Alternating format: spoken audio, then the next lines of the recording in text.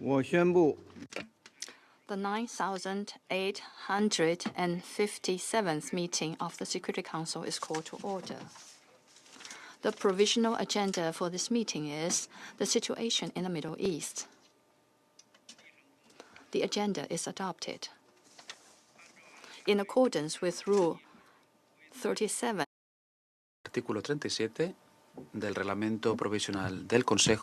invite the representatives of the Islamic Republic of Iran, Qatar, Kuwait,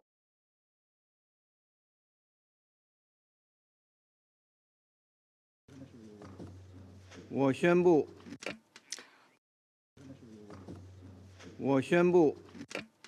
the 9,857th meeting of the Security Council is called to order.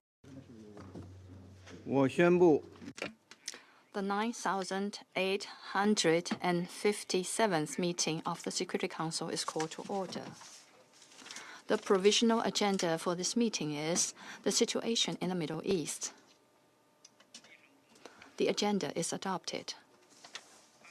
In accordance with Rule 37 of the Council's Provisional Rules of Procedure, I invite the representatives of the Islamic Republic of Iran, Qatar, Kuwait, Qatar, and Syrian Arab Republic and Turkey to participate in this meeting. It is so decided. In accordance with Rule 39 of the Council's Provisional Rules of Procedure, I invite the following briefers to participate in the meeting. Mr. Geir Pedersen, Special Envoy of the Secretary-General for Syria. Ms. Joyce Masuya, Assistant Secretary-General for Humanitarian Affairs and Deputy Emergency Relief Coordinator. It is so decided. The Council will now begin its consideration of Item 2 of the agenda. I now give the floor to Ms. Geir Pedersen. Thank you, Mr. President. We are at a very important moment in the unfolding political situation in Syria. Let me first update you on where these things stand when it comes to the transition. On 29 January, a broad range of military factions assembled in Damascus and issued a declaration dissolving the 2012 constitution, exceptional laws, the former parliament, the former army, all previous security agencies, former regime-allied militias, and the Ba'ath Party. The declaration said that all revolutionary and military factions, including notably civil and political revolutionary bodies, were dissolved and were to be integrated into state institutions. Mr. Ahmed al-Shara was declared, and I quote, interim president and head of state for a transitional period, end of quote. And the declaration authorized him to establish and appoint a provisional legislative council. Mr. President, the next day, on 30th January, Mr. al-Shara made an address to the nation in which he pledged to do the following, and I quote, work to form a comprehensive transitional government that expresses the diversity of Syria, its men, women, and youth, end of quote. And he said he would also work towards free and fair elections. He mentioned as specific steps that he would announce a preparatory committee to select a small legislative council, after which he would announce a constitutional declaration to serve as the legal reference for the transitional phase. He also said a preparatory committee for a national dialogue conference would be formed. He has spoken in the media of free and fair elections taking place in 4 to 5 years. The caretaker authorities subsequently briefed me on these issues in more detail, and said that we would expect moves in a very short space of time. And indeed today, the establishment of the preparatory committee for the National Dialogue Conference was officially announced. The leadership of the caretaker authorities have repeatedly committed publicly and to me that the new Syria will be for all Syrians and build on inclusive and credible foundations. And given the specific roadmap being laid out as regards governance, constitution, and elections, the words of the caretaker authorities show considerable overlap with the key principles of Security Council Resolution 2254. The key, of course, will be implementation. Mr. President, I have made it clear to the caretaker authorities that my mission stands ready to offer counsel and support, as does the entire UN family. And I went through the full range of areas where support can be given.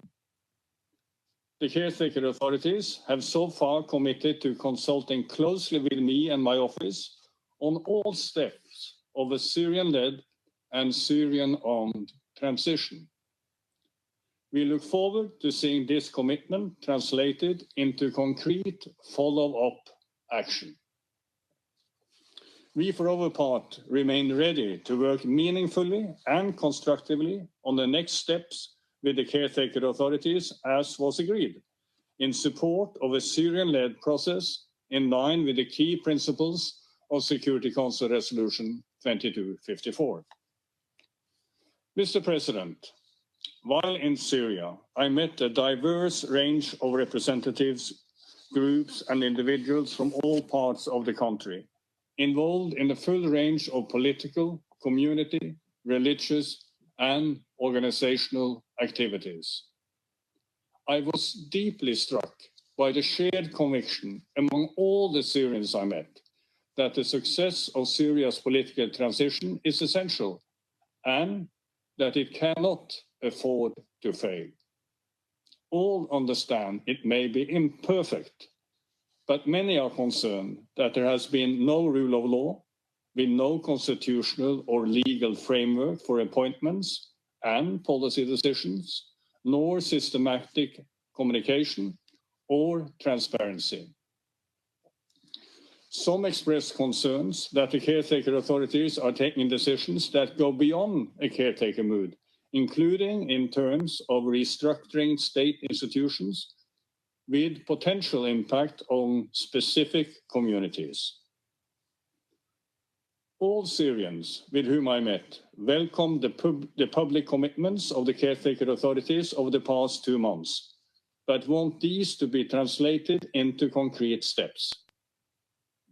I heard many stress to me how much they want institutional appointments, the transitional government, the provisional legislative body, the national dialogue process, and any preparatory committees, and that these needs to be credible and inclusive with the participation of all segments of society, ideally identified by a transparent process of consultations and a clear and time-bound roadmap forwards on next steps, including a constitutional process and towards free and fair elections and on transitional justice too, as Mr. Shara himself has promised. Mr. President, many Syrians, men and women, expressed concern at reports of discriminatory practices targeting women and of increasing social pressure towards certain norms. Of course, we have seen caretaker authorities reassure women on their rights, and in some instances, we have seen those involved in discriminatory practices detained. But Syrian women also want more than protection. They want meaningful participation in decision-making or appointments in key positions based on their qualifications. They want to participate in transitional institutions so that their perspectives are considered, including on issues related to the status and rights of Syrian women. Mr. President, it is important to underscore that the current efforts towards a political transition are unfolding in a situation of territorial division and hot conflict in northeast Syria, which is extremely concerning. There are still daily frontline hostilities impacting civilians and civilian infrastructure, exchanges of artillery and airstrikes, and a series of car bombs in mostly residential areas, prompting serious civilian casualties.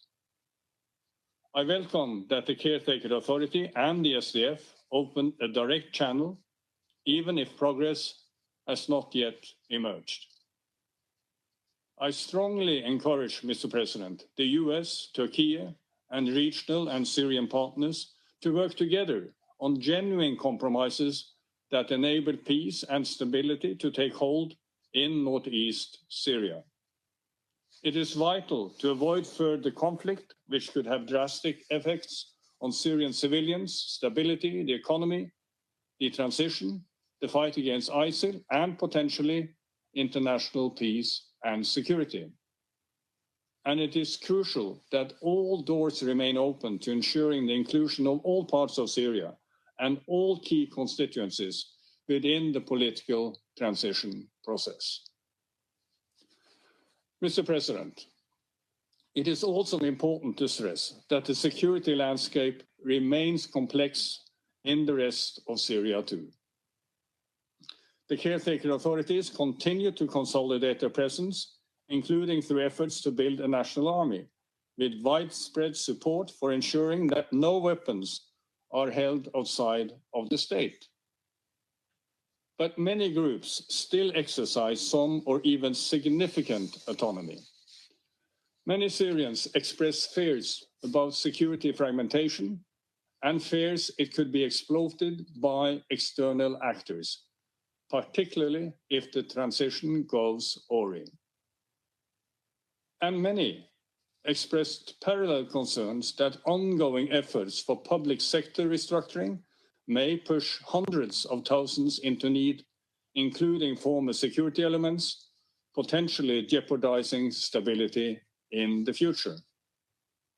And, Mr. President, there are further layers of security complexity, especially with the ongoing threats and presence of ISIL, areas of security vacuum, and reports of rising crime rates in some areas.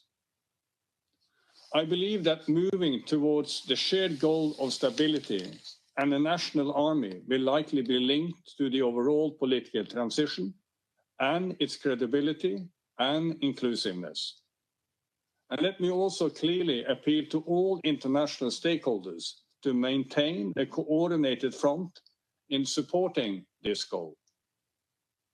Let me also add, many Syrians have expressed serious concerns on the inclusion of foreign fighters in the senior ranks of the new armed forces, as well as individuals associated with violations.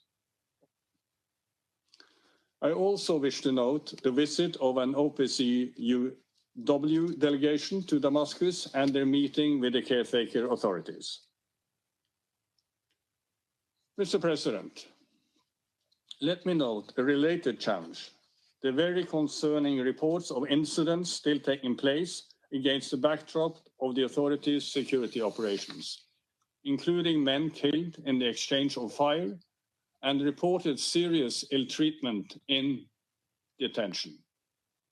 In addition, residents are reportedly facing incidents of kidnapping, looting, expropriation of property, and forced evictions of families from public housing. The caretaker authorities told me plainly that there is no policy of revenge or retribution, and they have reportedly taken some steps to hold to account those responsible. They have also released hundreds of detained persons, but there is still lack of clarity on the due process of those detained, including access of specialized humanitarian organizations to places of detention. And there is a risk of a trend of individual incidents developing into a cycle of retribution and revenge. Mr. President, it is the responsibility of the caretaker authorities to ensure all armed actors cease these kinds of actions, to amplify their assurances into concrete procedures, and also to work on a comprehensive transitional justice framework. Mr. President, the caretaker authorities have made important statements regarding Israel. UNDOF says that the IDF has established multiple positions in the area of separation in violation of the 1974 disengagement of forces agreement. Such facts on the ground are not easily reversed.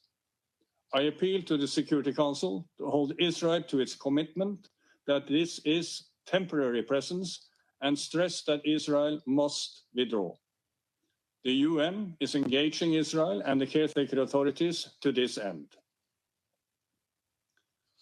Mr. President, Syrians also impressed on me the urgent need for the international community to help ensure economic stability, particularly with moves on sanctions. The economic challenges are mounting fast, especially with sudden humanitarian donor cuts. Many Syrians will be measuring success in hours of electricity, the price of food, and levels of employment.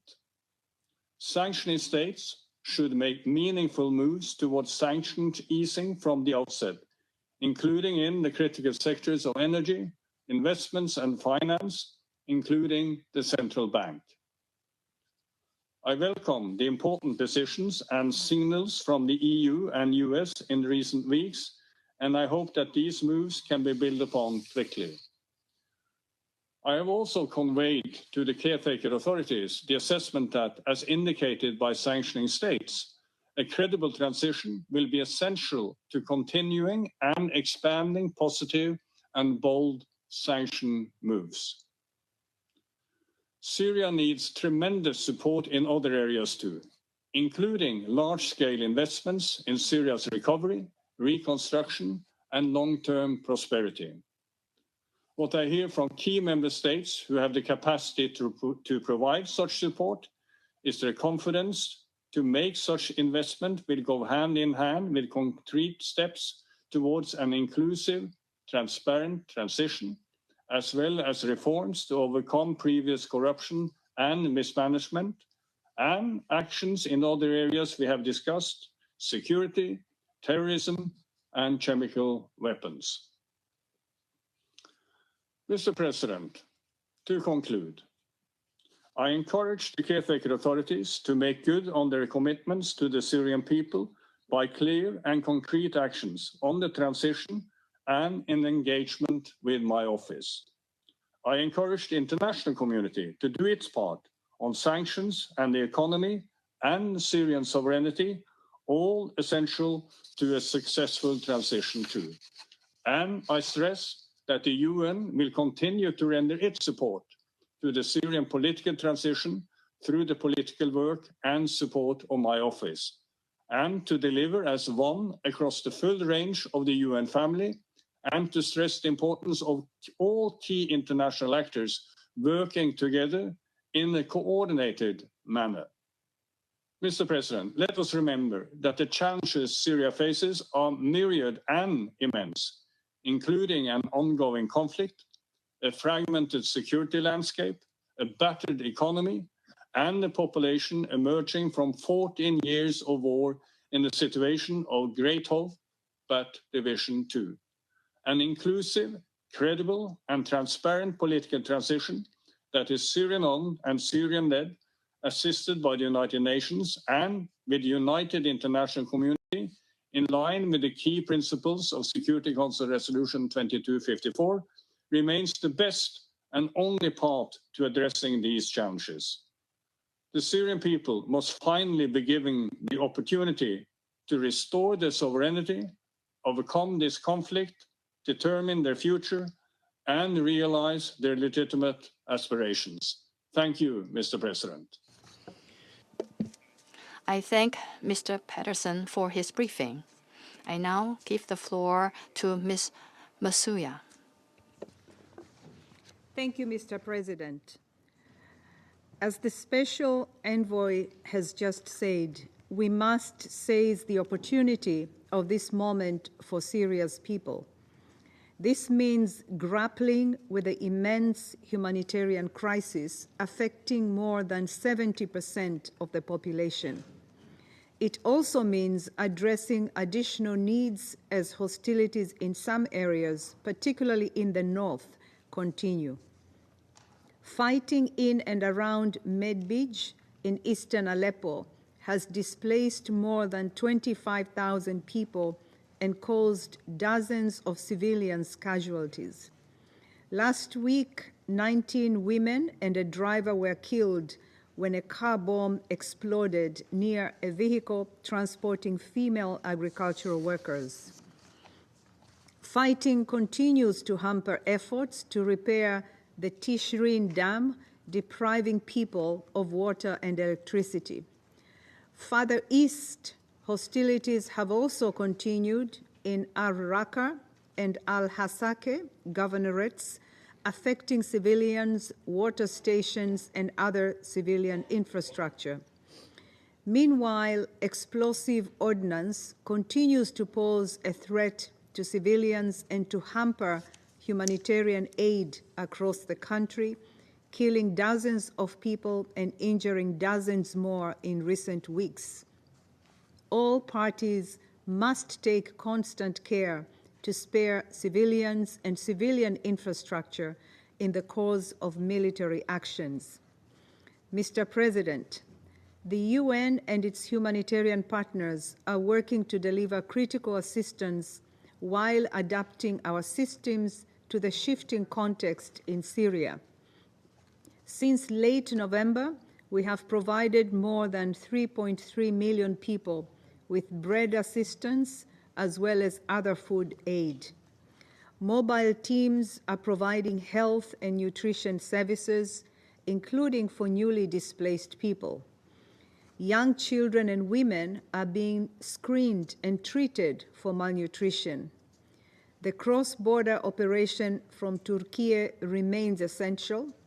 During the past month, 94 trucks carrying food, health, and other supplies crossed through the Bab al-Hawa and Bab al-Salam crossings, more than triple the number during the same period last year. We also welcome the continued deliveries of assistance from countries in the region and remain ready to further strengthen coordination to ensure we are reaching as many people in need as we can across Syria. We are also organizing assessment missions to better understand needs, including to areas we had previously not been able to access.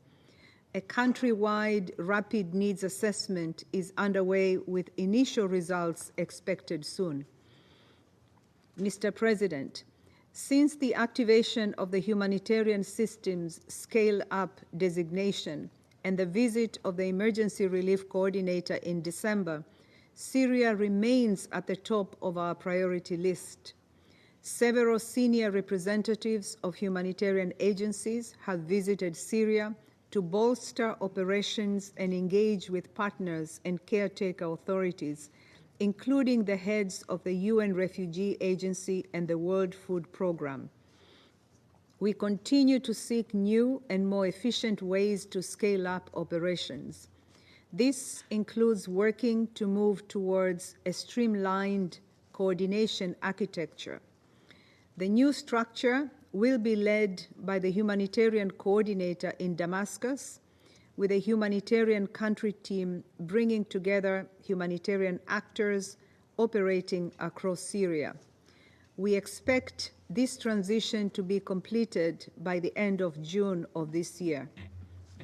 We continue to engage with the caretaker authorities on the assurances they have provided to facilitate access, ease bureaucratic procedures, and engage in practical dialogue with the humanitarian community.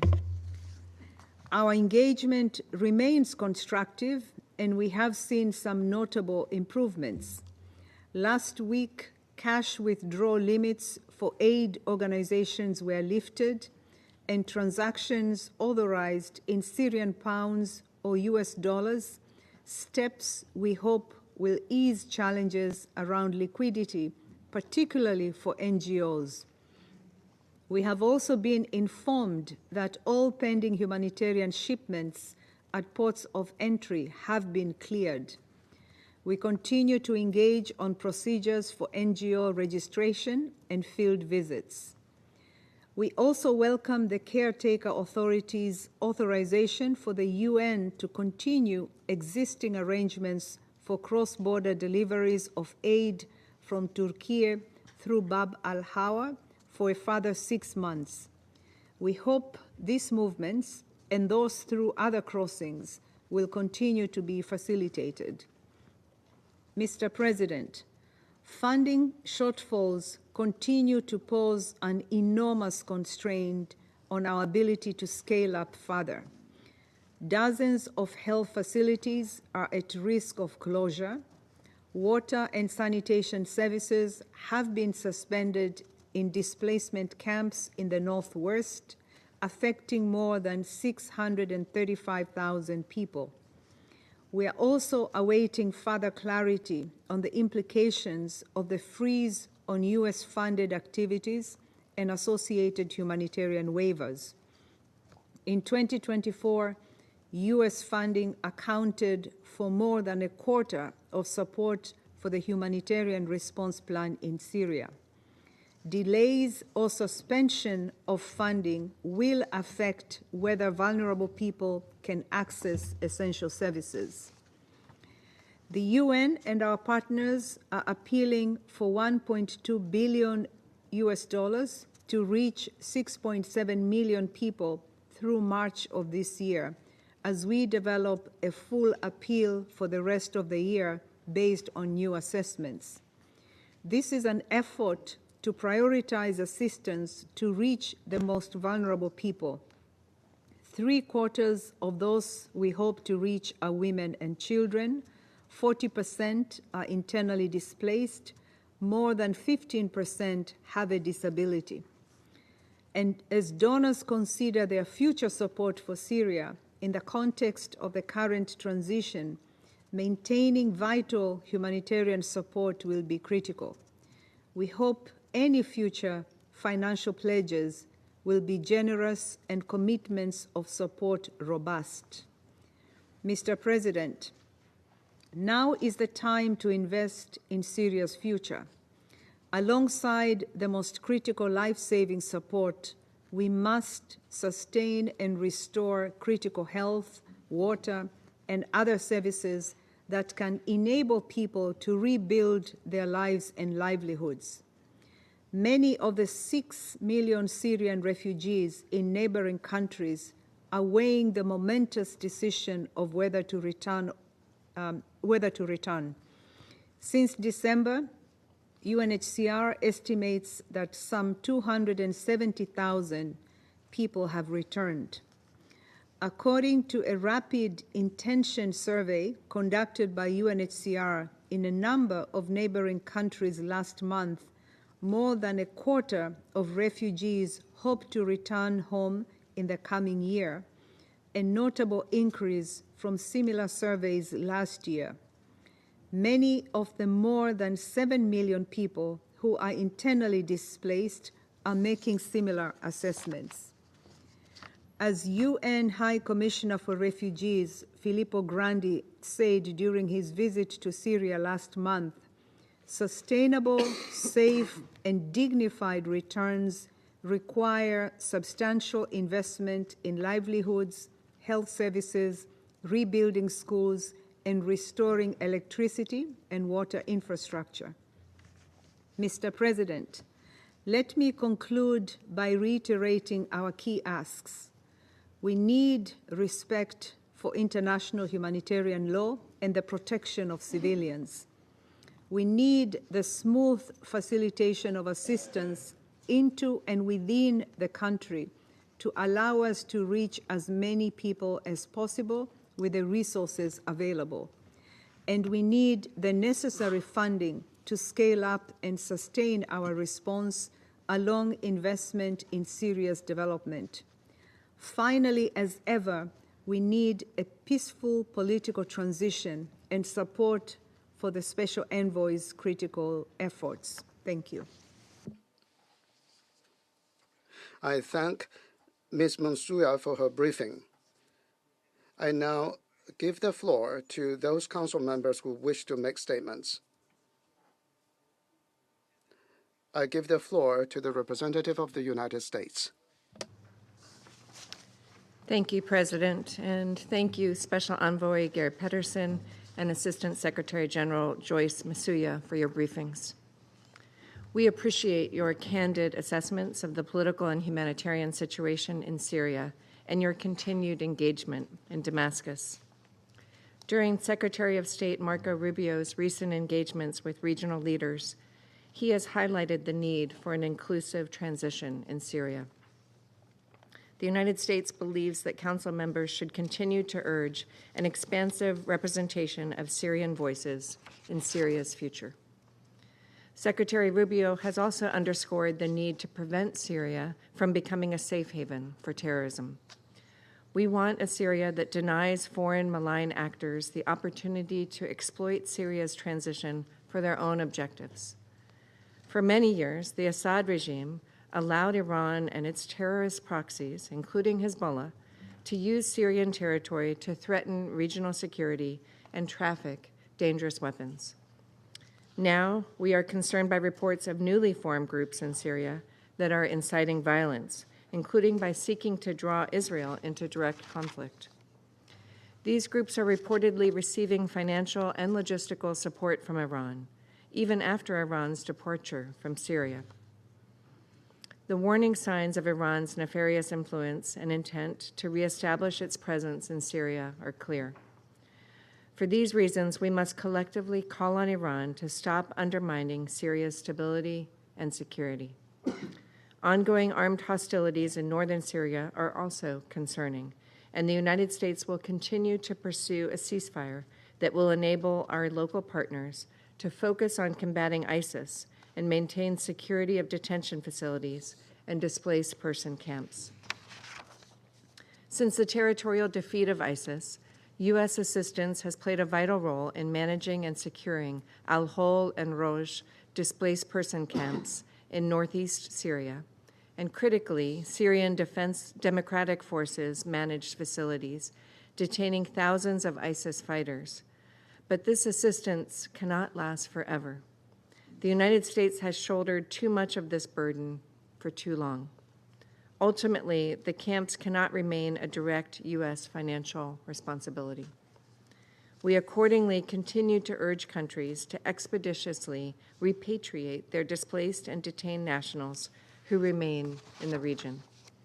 We are encouraged by Carla Quintana's visit to Syria, the first such visit by the head of the Independent Institution on Missing Persons in Syria. We encourage close cooperation with the IIMP, including the opening of a IIMP office in Damascus, which will help families of the missing get the answers they have long deserved, including for Americans and partner country nationals. To that end, we also continue to encourage cooperation with the International Impartial and Independent Mechanism, IIIM, and Syrian accountability groups. We also took note that the UN received approval to resume deliveries of humanitarian assistance through the Bab al-Hawa crossing, and we will continue to encourage sustained access. We remain in close touch with our allies and partners and emphasize the importance of reaching stability in Syria to make our country and the region more secure. I thank you. I thank the representative of the U.S. Now I give the floor to Russian Federation. Mr. President, We are grateful to the Special Envoy of the Secretary General for Syria, Geir Pedersen, as well as the Assistant Secretary General of the United Nations for Humanitarian Affairs, Joyce Masuya, for their detailed briefings on the situation in the Syrian Arab Republic. We note that the contours of the domestic political landscape in Syria are coming into relief.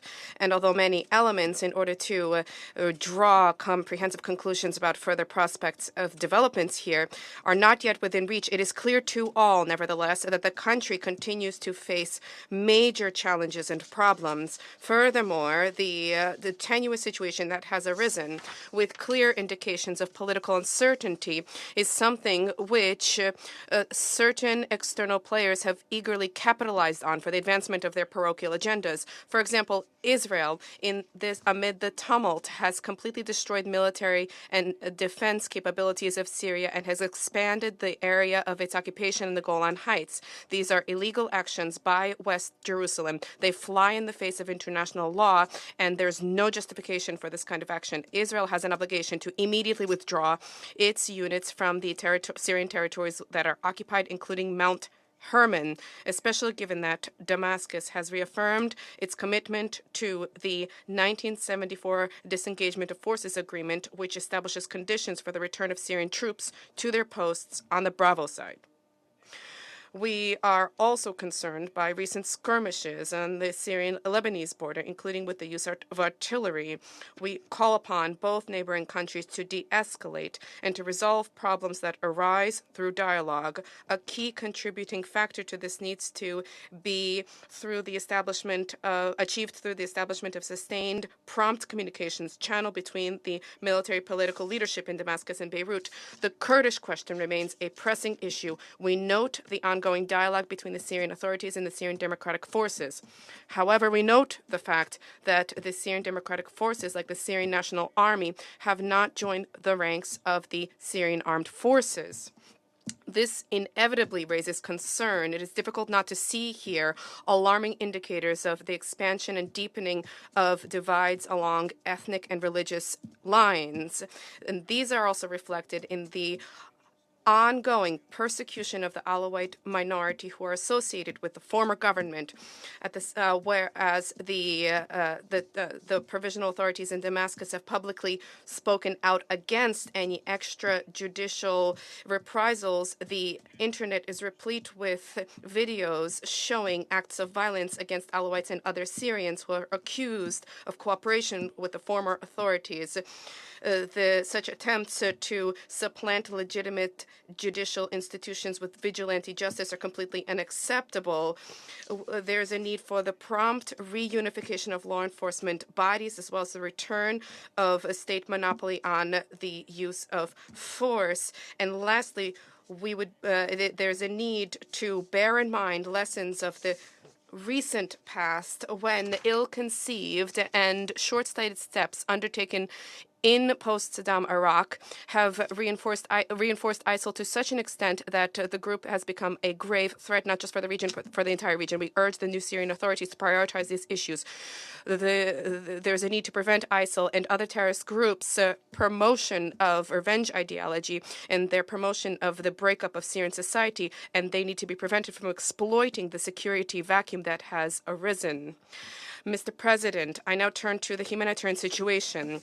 Syria continues to experience a dire state of crisis. The economic situation is worsening. 90% of the population lives below the poverty line. And 2.5 million children are unable to attend school, and this is fraught with grave risks related to consequences for the future of the country and the prospects of its sustainable development.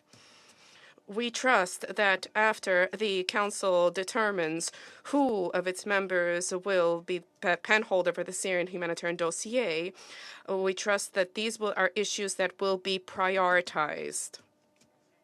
calls and initiatives of the United Nations Humanitarian Wing to expand the amount of assistance to the Syrian population deserve full support, especially given that opportunities for the establishment of effective mechanisms for the delivery of assistance exist. Humanitarian workers maintain a presence on the ground. Cross-border corridors continue to operate, and United Nations structures do not have grievances vis-à-vis the new Syrian authorities in the context of ensuring broader humanitarian access. I turn to another factor, which has not changed in Syria since last year. That is insufficient financing from the international community, without which results will not be achieved. Owing to a shortage of resources, the food product deliveries have been reduced by 80%, and this is despite the fact that 13 people precisely need food assistance. The consequences of limited financing in northwest Syria have resulted in suspended operations by more than 100 medical institutions, and there are also difficulties with sustainable water deliveries for 600,000 people. The modest levels of humanitarian assistance in Syria are starkly attested to in OCHA reports, which recently refer not to results, not to amounts of humanitarian assistance, but rather they refer to humanitarian needs, assessment missions, and complications and difficulties in ensuring security in certain regions. The new United Nations humanitarian appeal for Syria, planned for the first 3 months of this year, 2025, that is January to March 2025, also do not generate optimism. To date, essentially at the midpoint of this appeal, humanitarian workers have only received 9% of the anticipated resources, merely $112 million. Clearly, this is a drop in the ocean when it comes to alleviating the plight of millions of people in need. Clearly, the main donors' position as they await alongside the persistent sanctions restrictions carried out by the United States and their allies, clearly this is blatantly exacerbating humanitarian problems experienced in Syria. Yet again, we are compelled to reiterate our call for Western colleagues to embrace the imperative of humanity vis-à-vis the Syrian people who are still unable to fully recover from the devastating upheavals. There's a need to abandon the politicized approach which has been applied to the Syrian humanitarian dossier for the past 14 years.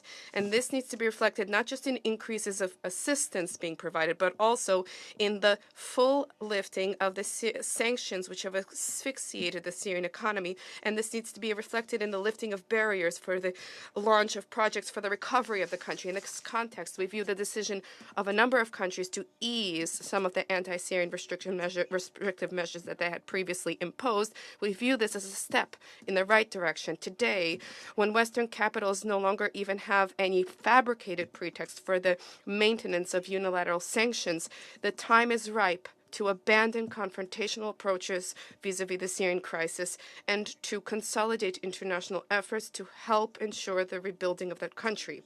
These efforts need to be inclusive, without any intent to exclude influential players who are in a position to help restore peaceful life in Syria. We continue to believe there's a need and that it is timely to organize what Geir Pedersen has proposed. I refer to the international conference with the participation of all interested Syrian stakeholders and international stakeholders without exclusion. This will help to unite the efforts of external players and help to resolve the Syrian crisis.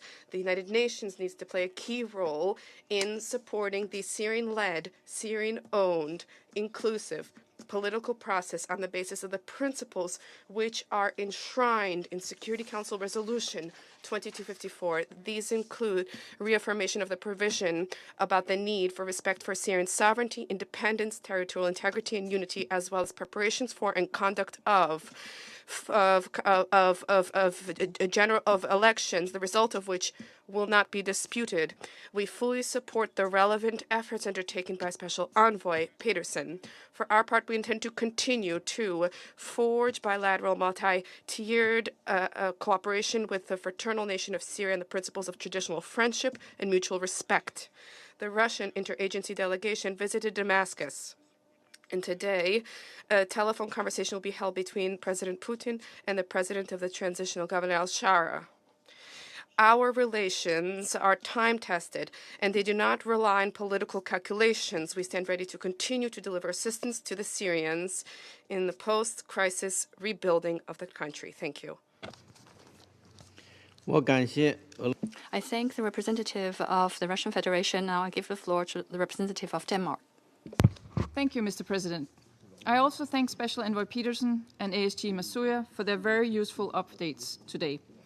Mr. President, last month we spoke of a new day dawning in Syria, of a future where all Syrians live in freedom and dignity, of a political transition which must not fail. Today, we continue to believe in that possibility. The road may not be smooth, but it can be achieved if this Council and the international community stand together in our guidance and support to the new Syria. I'll focus on 4 points today.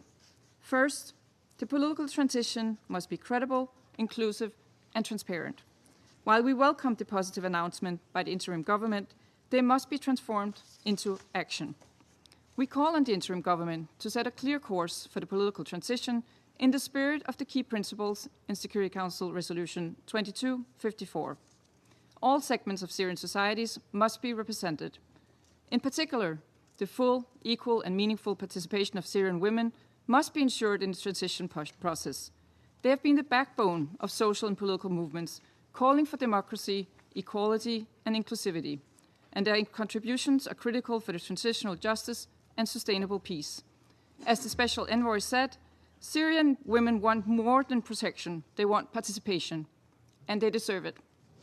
The UN, through Special Envoy Peterson, is well placed to assist the transitional Syrian leadership in charting this complex path forward. Denmark fully supports the Special Envoy in this. Second, Mr. President, as we've heard today, Syria remains an urgent humanitarian and protection crisis. As mentioned by ASG Masuya, millions of Syrians remain in acute need of the backdrop of a continuing economic crisis and a persistent gap in humanitarian funding. Food insecurity is widespread, and the need for investments in rehabilitation and reconstruction of shelters and infrastructure is further amplified by the return of refugees and IDPs. Mines, along with unexploded ordnances, remain an immense challenge for humanitarian operations and economic recovery. The essential services upon which the population depends must also be revitalized. Access to water and electricity are not just acute needs. They serve as enablers for long-term stability and livelihoods. The European Union expects to ease sanctions on key sectors to enable recovery and reconstruction in Syria. While we aim to move fast to encourage positive developments, we should also be ready to reverse the course if the situation worsens. Fortunately, humanitarian access has improved, but challenges remain. It is essential that progress is sustained to ensure the full, rapid, safe, and unhindered delivery of humanitarian aid to all Syrians, wherever they may be. We cannot tolerate any backsliding in principal humanitarian operations. Third, Mr. President, for Syria to heal, accountability for grave crimes of the Assad regime must be ensured. The fate of the missing, detained, and disappeared must be established, and the demands of victims for a transitional justice process must be heard. Now is the time to expand and coordinate these efforts, including by considering what additional efforts will be needed. We reaffirm our full support to the Commission of Inquiry, the Independent Institution of Mission Persons, and the International Impartial and Independent Mechanism, or IIIM, as it's called. We welcome statements by the interim government in support of accountability and urge them to continue to work with these units and stress the importance of also including civil society and victims. The international community has a responsibility to support such efforts. Finally, Mr. President, on the security situation, which, as we've heard this morning, remains very complex. As we discussed in the Council on Monday, ISIL still has the ability to adapt, exploit instability, and spread its influence. ISIL's potential resurgence poses a serious risk to Syria, the Middle East, and the world. Regarding the situation in southwest Syria, Denmark reiterates its full support for UNDOF, which must be allowed to implement its mandate unhindered. While we recognize Israeli security concerns, we are alarmed by reports of a permanent Israeli presence, including on Mount Hermon, and the announcements that Israeli troops plan to remain in the area of separation. Denmark also remains concerned about the situation in northeastern Syria and encourages the continuation of talks between the interim government and the Kurdish authorities. All parties should seek a peaceful outcome to their deliberations while respecting international law. Mr. President, as Syria begins this new chapter, the international community, including this Council, has a responsibility to act, to meet this moment with both compassion and commitment. We call on all actors to join us in this endeavor. Thank you. 我感谢 I thank the representative of Denmark for their statement. I give the floor to the representative of the Republic of Korea. Thank you, Mr. President. I would also like to thank Special Envoy Pedersen and OCHA ASG Joyce Msuya for their timely briefings and their steadfast efforts. We recognize that the caretaker authorities are now at an inflection point, bearing the responsibility to demonstrate their legitimacy and leadership to all Syrians and the international community. However, the prevailing security and humanitarian challenges severely constrain their capacity. Allow me to make the following 4 points in this regard. First, we look forward to Syria overcoming continuing instability across the country and achieving the peaceful reintegration of all armed factions. Concerns remain over the ongoing clashes between the SDF and SNA in northeast Syria, prolonged military operations of the IDF in Quneitra, and deadly incidents along the border with Lebanon. We also remain wary that Daesh could gravely exploit these fluid developments to expand its operational capabilities in central Syria and beyond. In this connection, it is essential to mitigate security risks and rebuild state institutions through the peaceful integration of all armed factions. Acknowledging the efforts of the caretaker authorities in this reintegration process, we encourage all international actors who hold leverage to facilitate negotiations between the caretaker authorities and the armed factions, in particular the SNA and SDF. Second, we call on the caretaker authorities to implement their commitment to an inclusive transition without delay. With the deadline for launching a transitional authority fast approaching in early March, this moment will be decisive in determining if local and global concerns regarding its political inclusivity can be dispelled. From the formation of a transitional cabinet to the Legislative Council and the National Dialogue Conference, all sectors of Syrian society, regardless of gender, religion, political affiliation, or ethnicity, must be genuinely represented. In this regard, we note with satisfaction the announcement on the preparatory committee, which includes women and representatives from NGOs. To this end, the transition must engage with the UN at every stage to secure alignment with the principles set forth in Resolution 2254. From electoral assistance to constitutional processes, DDR, and transitional justice, the UN's technical expertise can provide invaluable support at this critical juncture, particularly given limited authorities' resources.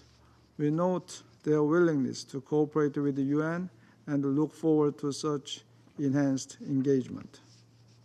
Third, the international community must explore all avenues to address Syria's long-term humanitarian and economic challenges. Humanitarian needs cannot be prioritized in isolation from economic development. We recognize OCHA's early recovery strategy as an appropriate approach, as it not only responds to immediate humanitarian needs, but also contributes to rebuilding the economy.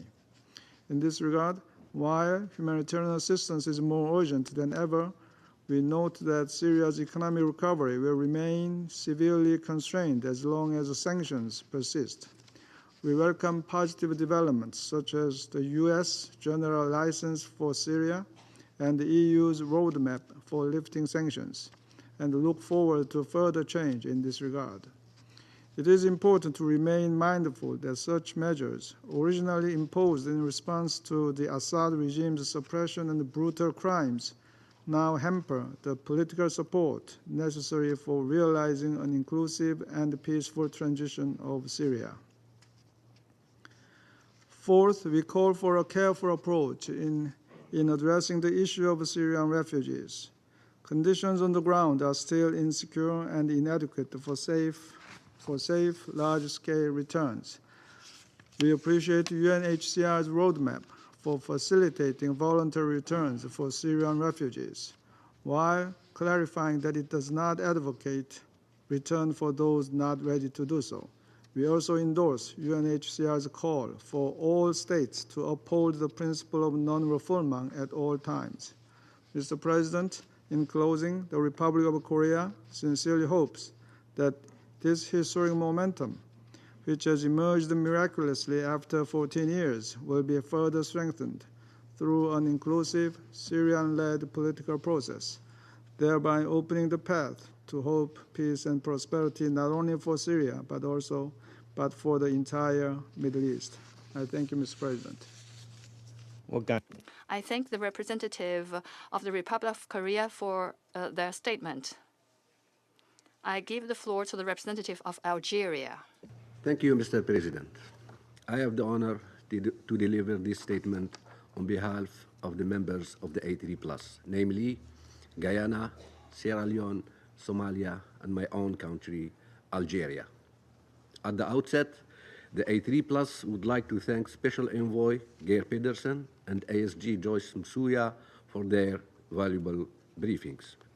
Mr. President, now more than ever, the Syrian people are seeking meaningful change in their country, a change that will enable them to realize their legitimate aspirations for peace, stability, prosperity, and well-being. The A3+ calls upon the international community to support Syria's transition and assist the Syrian people in achieving a peaceful, sustainable, lasting, and inclusive Syrian-led and Syrian-owned political process in line with Security Council Resolution 2254. In this regard, the A3+ emphasizes the pivotal role the United Nations can play in facilitating a process that is inclusive and reflects the aspirations of the Syrian people, and urge all parties to engage constructively in good faith.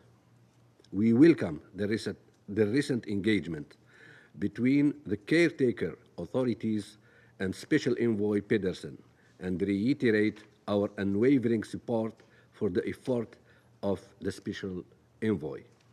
The A3+ takes note of the announcements made by the caretaker authorities on January 30th and looks forward to the next steps in the transition period, including the development of a new constitution and a government that acts on behalf of all Syrian people. We emphasize that rebuilding Syria must be a collective effort of all its people, irrespective of their backgrounds. Mr. President, the Syrian people have suffered immensely for over 13 years and deserve peace, stability, and prosperity. We are deeply concerned about the ongoing violence in Syria and urgently call for a nationwide ceasefire. The A3+ strongly condemns all acts of terrorism and violence that continue to claim the lives of Syrian citizens and urge all actors to refrain from actions that fuel further instability. This is a time for dialogue, not revenge. Syria cannot and must not descend back into violence. Further instability will only breed terrorism and extend years of suffering for the Syrian people. The A3+ calls upon all actors to respect and uphold Syria's unity, independence, sovereignty, and territorial integrity. Syria cannot be divided, nor should it be used as a battleground for geopolitical rivalries. The A3 strongly condemns the Israeli incursions into Syrian territory and its presence in the demilitarized buffer zone in violation of the 1974 disengagement agreement. We reiterate our call for full adherence to and respect for the provisions of this agreement and underscore the need to prevent further escalation in the region. Mr. President, alongside the political instability in Syria, there is a worsening humanitarian crisis.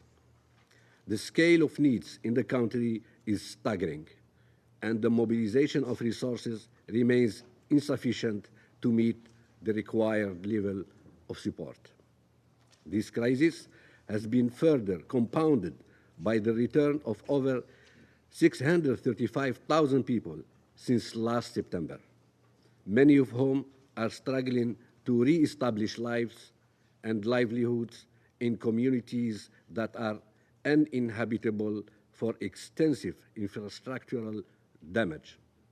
The A3 expresses grave concern about the critical funding gap for the humanitarian response plan for Syria and urges donors to fulfill their commitments, ensuring adequate fundings for humanitarian assistance, including for the displaced population, 80% of whom are women and children.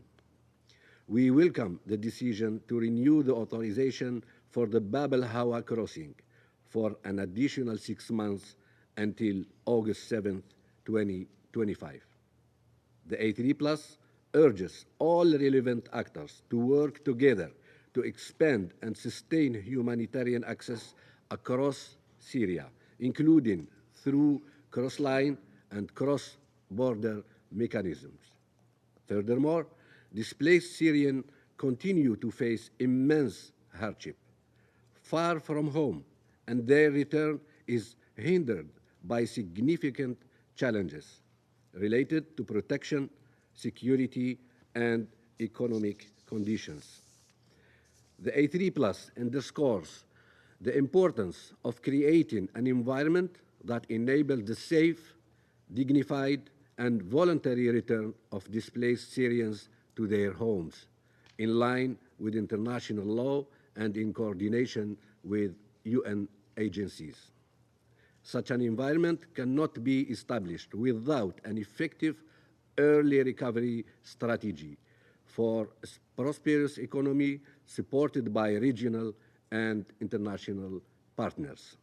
The construction efforts are critical to sustainable economic recovery in Syria. The A3 takes note of the decisions by some actors to suspend or lift certain sanctions and call for their full removal. Unilateral sanctions are hindering recovery efforts and impeding the safe return of Syrians to their homes.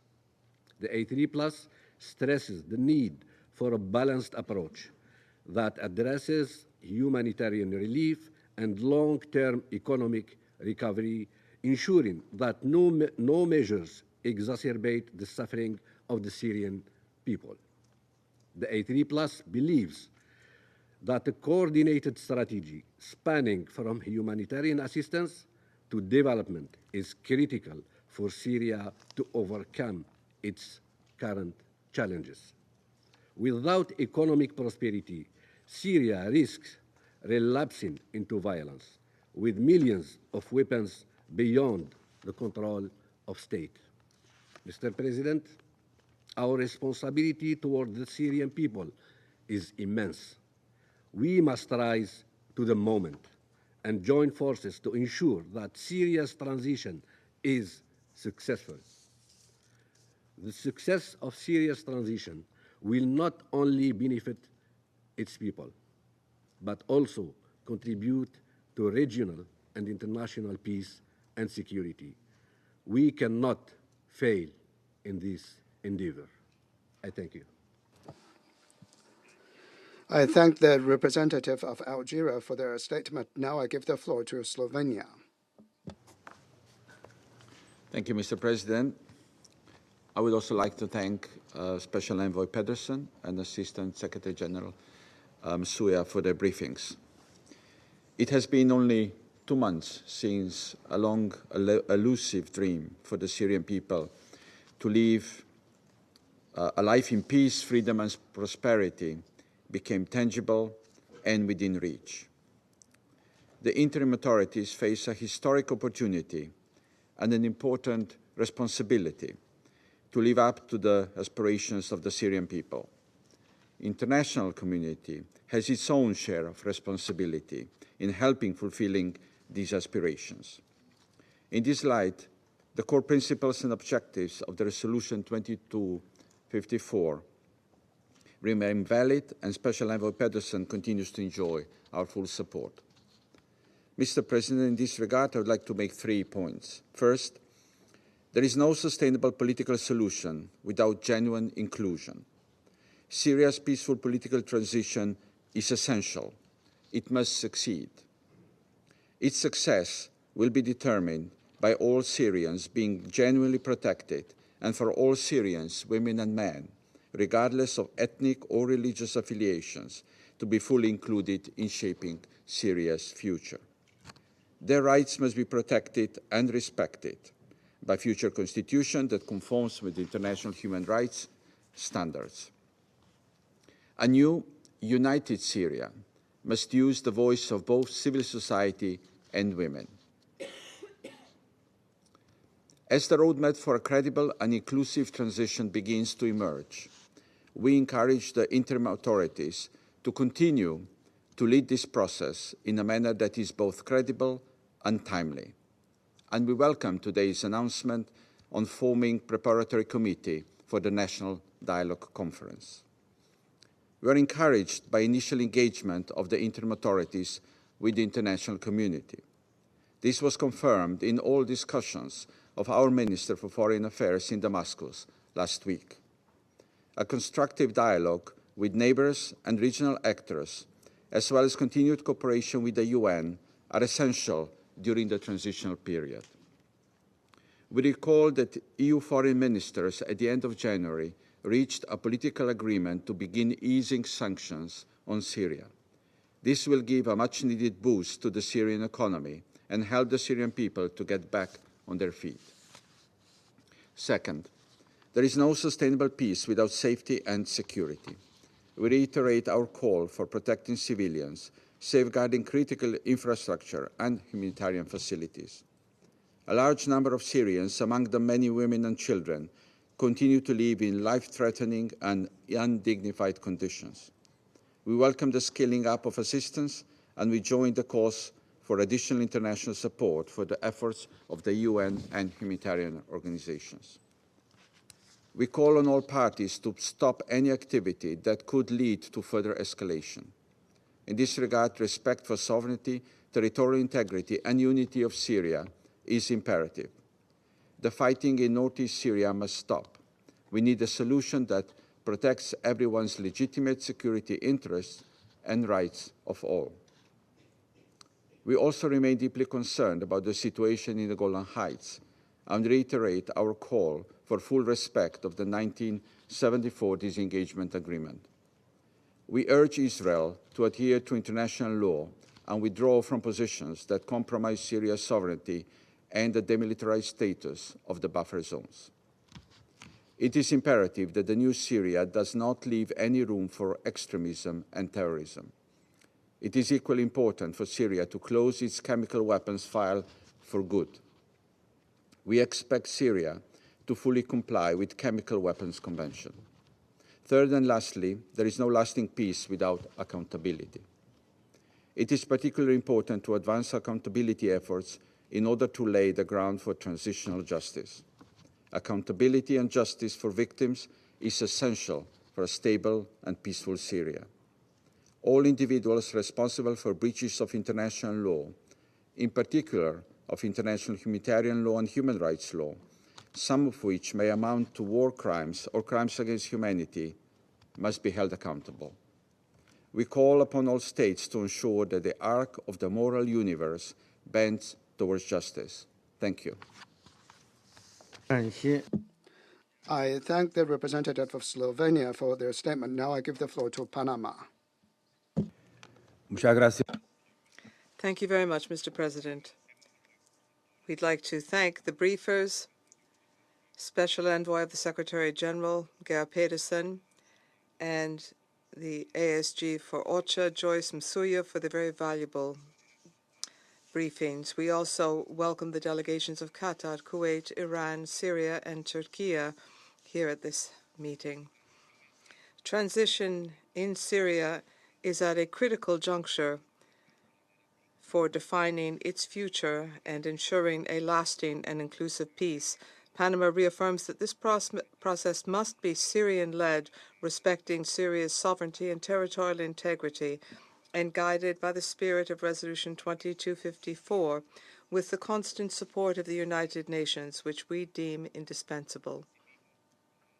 At the same time, we take note of the abolishment of the Syrian constitution, and we recognize that its institutional future will be the exclusive decision of its people.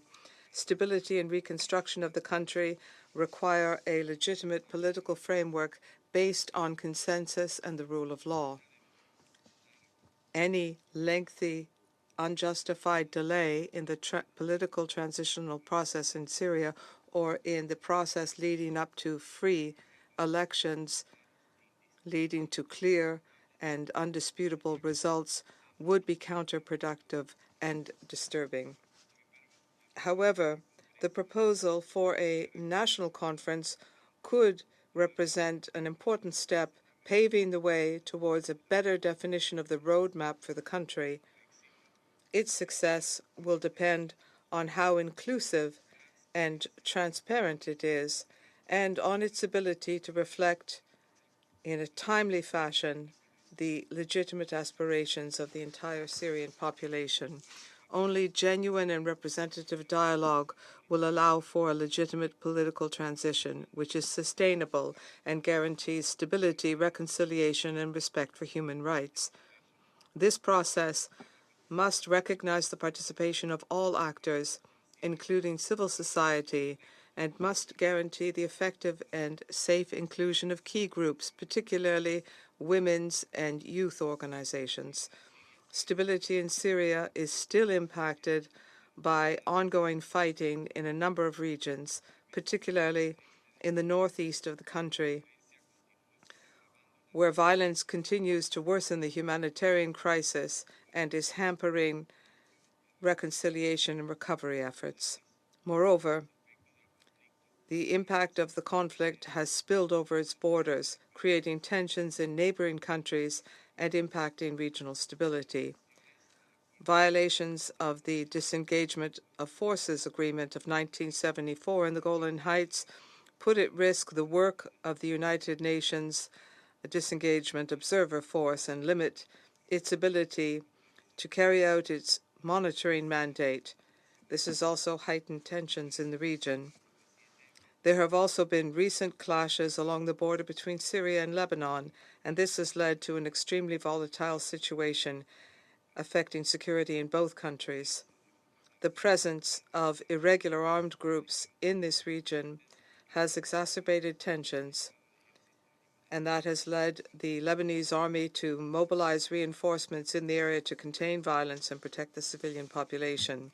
The use of missiles and drones in cross-border attacks is endangering entire communities and could lead to an escalation with unpredictable consequences for the region.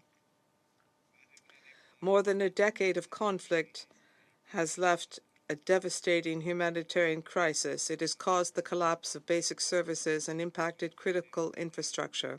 Currently, 16.5 million people depend on humanitarian assistance, Of them, 12.9 million live with food insecurity, and forced displacements continue to rise.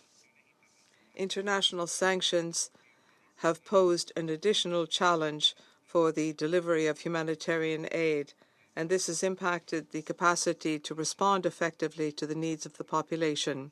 In the near future, this Council must remain attentive to any obstacle or circumstance which might impact the arrival of humanitarian assistance as well as the economic recovery of Syria. Moreover, the presence of chemical weapons and unexploded ordnance continues to endanger the population, hindering recovery efforts and the safe return of displaced persons. These threats not only pose an immediate risk to civilians, but they also prolong instability and they obstruct reconstruction efforts in the country.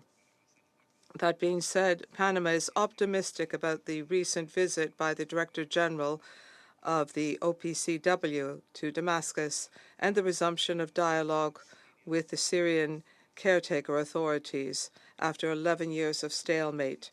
This is a positive step, but it is not enough. We must ensure the verifiable elimination of any remnants of its chemical weapons program in line with the Chemical Weapons Convention. Mr. President, the future of Syria must be built with the will of its people and with their legitimate right to live in peace. Panama reiterates its commitment to all initiatives which will promote an inclusive and sustainable reconciliation process based on respect for dignity and the rights of all Syrians, as well as on strengthening the justice system and creating conditions to ensure necessary accountability. Thank you. I thank the representative of Panama for their statement. Now I give the floor to Greece. Thank you, Mr. President. Let me start by thanking Special Envoy Pedersen and ASG Masuya for the briefings and invaluable work. Mr. President, Syria's stability is pivotal for the whole region. Greece has long-standing economic, political, and cultural relations with Syria, and we want to open a new chapter in our ties and contribute to the stability and prosperity of this country. This is why our foreign minister visited Damascus last Sunday to convey this message. At the same time, we have certain expectations from the de facto authorities in Syria. In this respect, I wish to underscore 4 points. First, only an inclusive political transition will be viable in Syria. We expect a fully inclusive political transition, including all Syrian voices, for instance, Christians, Druze, and the Kurds, towards a fully representative and non-sectarian government, which will prepare constitutional reform and lead towards election in the spirit of UN Security Council Resolution 2254.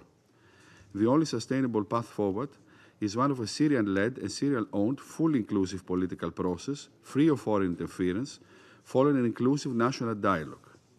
Any alternative will sow the seeds of future instability, one which the brave Syrian people can simply not afford. We took carefully note of Mr. Shara's appointment as president for a transitional phase, as well as him being bestowed the ability to appoint a transitional legislative body. We carefully monitor how this will affect the political process. We are eager to welcome additional clarity in this regard. We should spare no effort for the integration of all affected, male, female, civilians, including the vibrant Christian community and all religious and ethnic groups in the political life of this country. Safeguarding Syria's rich cultural heritage and religious monuments is also key. Second, the humanitarian security situation must be urgently addressed. Greece is particularly worried with the humanitarian conditions on the ground. Syrian infrastructure is largely devastated. Food and electricity are scarce in large swaths of the country, while fighting ensues, particularly in cities in the north and northeast. Meanwhile, the real risk of the resurgence of ISIL and other terrorist groups remains. ISIL operates in pockets of Syrian land. It is crucial that it prevent its potential re-emergence, a substantial menace to neighboring countries and regional stability. The threat of non-conventional weapons also needs to be addressed. Syria must abide by all relevant country Security Council resolutions, demonstrating a clear willingness to cooperate with the international community, particularly on chemical weapon stockpiles. We are encouraged by the positive signs of cooperation between the de facto authorities and the OPCW. We call for its sustained contribution. Third, The safe and voluntary return of Syrian refugees must remain on a collective horizon. Syrians deserve to go home and contribute to the rebuilding of the country.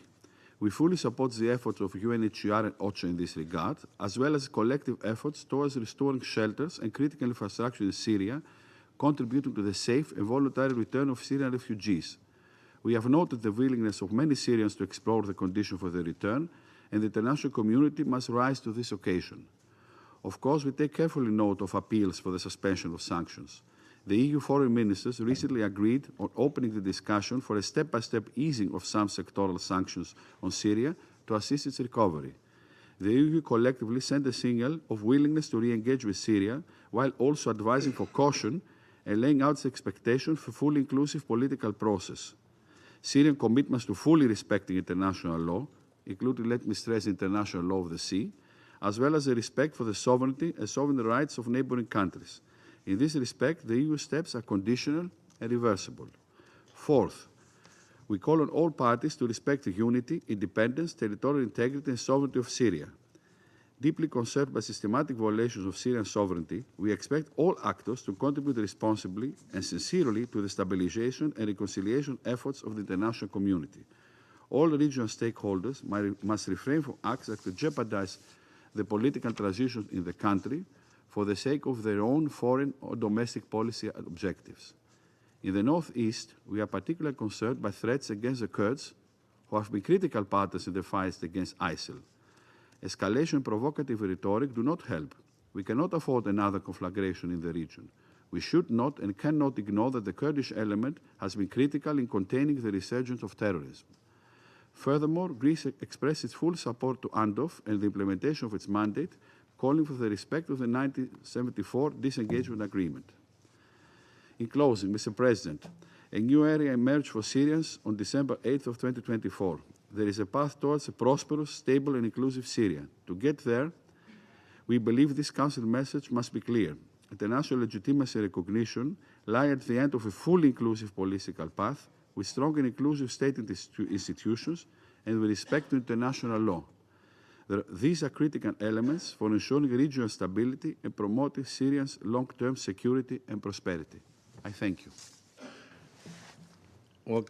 I thank the representative of Greece. I give the floor to the representative of Pakistan. Thank you, Mr. President. Mr. President, we thank Special Envoy Gare Peterson and the OCHA Assistant Secretary General Joyce Masuya for their comprehensive briefings and update.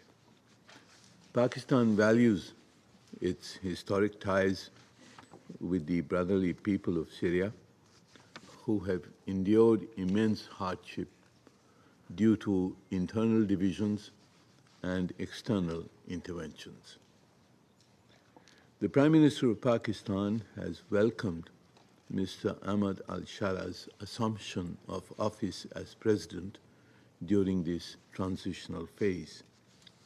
The recent political developments present an opportunity to restore normalcy, stability, and peace in Syria. We hope the new leadership will guide Syria towards peace, stability, and prosperity. We take note of the assurance from the caretaker foreign minister today in Dubai that a new government will be launched on March 1st and will represent the Syrian people as much as possible and take its diversity into account. Mr. President, we also recognize the efforts of regional and international partners in supporting Syria's stability. In this regard, Pakistan welcomes the Riyadh meetings on Syria hosted by the Kingdom of Saudi Arabia on 12 January 2025. Such initiatives play an important role in advancing dialogue, fostering an inclusive and peaceful political transition, and supporting Syria's reconstruction within the framework of a Syrian-led and Syrian-owned process. Syria's sovereignty and territorial integrity must be fully respected. Israel's continued military actions and its declared intent to maintain an indefinite presence in the areas of separation are blatant violations of the 1974 disengagement agreement. These illegal actions must be condemned, and Syria's territorial integrity must be upheld, including through Israeli withdrawal from the areas of separation as well as from the occupied Golan Heights. Mr. President, the key principles of UN Security Council Resolution 2254 can serve as useful guidelines in promoting political inclusion and internal consensus. A strong and unified national security framework is key to ensuring Syria's long-term stability and preventing external interference. We are concerned at the reported continuation of incidents of violence in various parts of Syria. Syria must not become a safe haven for terrorism. The presence of foreign fighters and groups with known terrorist affiliation require vigilance. Any resurgence of Al-Qaeda and ISIS and their affiliated groups must be prevented. We are also concerned at reports of the inclusion of foreign terrorist groups in Syria's governing and security structure. No foreign fighters or armed entities, such as those in northeast Syria, should be allowed to operate outside the state's control.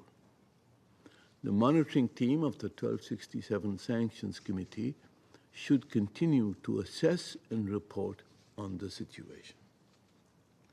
Mr. President, the humanitarian situation remains dire. Over 16.5 million Syrians require urgent assistance, making this one of the worst humanitarian crises in recent history. Food insecurity, a collapsing healthcare system, and a struggling education sector require immediate international attention and support. Yet, humanitarian funding remains severely inadequate, as we have heard. The international community must step up its efforts to meet Syria's urgent humanitarian needs and support long-term recovery. Sanctions remain a major obstacle to Syria's recovery. Unilateral sanctions originally imposed on the past leadership now primarily harm the Syrian people. These must be reassessed and reviewed to facilitate economic recovery and humanitarian relief. And UN sanctions should also be periodically reviewed to ensure that they do not impede Syria's reconstruction while maintaining vigilance against terrorist-affiliated entities. A balanced and pragmatic approach is needed to address both the economic hardships and the humanitarian crisis. In conclusion, Mr. President, the path to peace and stability in Syria requires a credible political transition, national unity, and an inclusive governance framework. The international community must remain engaged and constructive in supporting this process. Pakistan stands firmly with the brotherly people and the resilient people of Syria. Thank you. I thank the representative of Pakistan. I give the floor to the representative of the United Kingdom. President, and let me start by thanking Special Envoy Pedersen and Assistant Secretary Masuya for your very informative briefings today. President, I'll make 3 points today. First, a little over 2 months have passed since the interim authorities took control of Damascus, offering hope for a brighter future and a more peaceful future for the Syrian people. We're encouraged by the efforts made in the weeks since, and we welcome the interim authorities' pledges to form an inclusive transitional government leading to free and fair elections. We welcome the engagement between the Special Envoy, his office, and the interim authorities, and his plans to return to Damascus shortly. As the Special Envoy has said, Syria's political transition cannot afford to fail. As Syrians take the next steps towards a political process, we expect to see appointments to the transitional government and the recently announced Legislative Council and the Preparatory Committee, which represent the diversity of Syrian society. We hope that there will be a clear process and a timeline for this next phase of the transition, which respects the rights and safety of all Syrians. Second, we have been clear, as others have too, that Syrians should chart their own future and that a political process should be Syrian-owned and Syrian-led. However, as Special Envoy Pedersen and ASG Masuya both reminded us, it is essential that the international community step in and support as the challenges are vast and the humanitarian needs acute. It's imperative that the UN, alongside the international community, plays a vital role in supporting Syrians to stabilize and then rebuild their country. The deep scars and the damage of over a decade of conflict cannot be healed in a matter of months. Last week, the UK, working with the World Food Programme, committed over $3.7 million to the Grain from Ukraine initiative, which will enable Ukraine to support the most vulnerable Syrians and alleviate suffering. So we endorse the Special Envoy's call that we must also take this opportunity to scale up early recovery and sustainable programming to enable Syrians to feed themselves, to keep the lights on, to create jobs, and to build a better future. Finally, we welcome the visit to Damascus of the Director General of the Organization for the Prohibition of Chemical Weapons on the 8th of February. This marks a positive step forward. We must use this window of opportunity and the work to support OPCW and Syria to declare and destroy Assad's remaining chemical weapons program for a more stable and secure Syria. I thank you. I thank the representative of the UK. I now give the floor to the representative of France. Mr. President, I thank Mr. Pedersen and Ms. Masuya for their briefings. Syria has begun a historic transitional phase which has raised the hopes of Syrian people after many years of war and violence. In this new phase, France is prepared to stand side by side with the Syrian people and to be part of this transition. That was the message of the President of the Republic, Emmanuel Macron, relayed to Ahmed al-Shara, the interim president of the caretaker Syrian authorities, during their discussions on the 5th of February. France and the European Union have already taken initiatives in this vein. In particular, the partial lifting of economic sanctions on the 27th of January. The Ministerial Conference for Syria, which France will host tomorrow, will be another opportunity to express the support of the international community for transition. We will also be organizing, prior to the conference, a workshop for humanitarian and development actors and for donors. The Syrian people need international solidarity, and we must pay particular attention to the voluntary return of refugees and IDPs. It is therefore essential to support the efforts of the UNHCR to help refugees who wish to do so to return home. Turning to the transition process, we've taken note of the announcements made on the 29th and 30th of January. This has led to a great deal of expectations for Syrians. It is essential for peaceful and inclusive transition within the spirit of Security Council Resolution 2254 now to be set up. National dialogue and the setting of a clear timetable for transition will reassure Syrians and their partners. We support the efforts of the Special Envoy to support this process, and the United Nations, with extensive expertise in this matter and pursuant to Resolution 2254, has an important role to play. Mechanisms to combat impunity and efforts to locate missing persons will also help contribute to political transition and accountability. At the same time, we must find a peaceful solution to ongoing hostilities in the country. That is the case in the northeast, where any solution must preserve the security interests and the rights of all, in particular the Syrian Kurds, while respecting the territorial integrity of Syria. We must also continue to combat terrorism, particularly Daesh. Let us not forget that it was from Syrian soil that the November 2015 attacks in Paris were plotted, and we know that these terrorists continue to act in the region. Utmost scrutiny must be observed with regard to the dissemination of weapons, in particular those stemming from the Syrian chemical program. The fall of the Assad regime is an opportunity to destroy these weapons, and the recent meeting by the Director General with the OPCW and the Syrian authorities is an initial first step. Finally, France is following with concern developments in the Golan.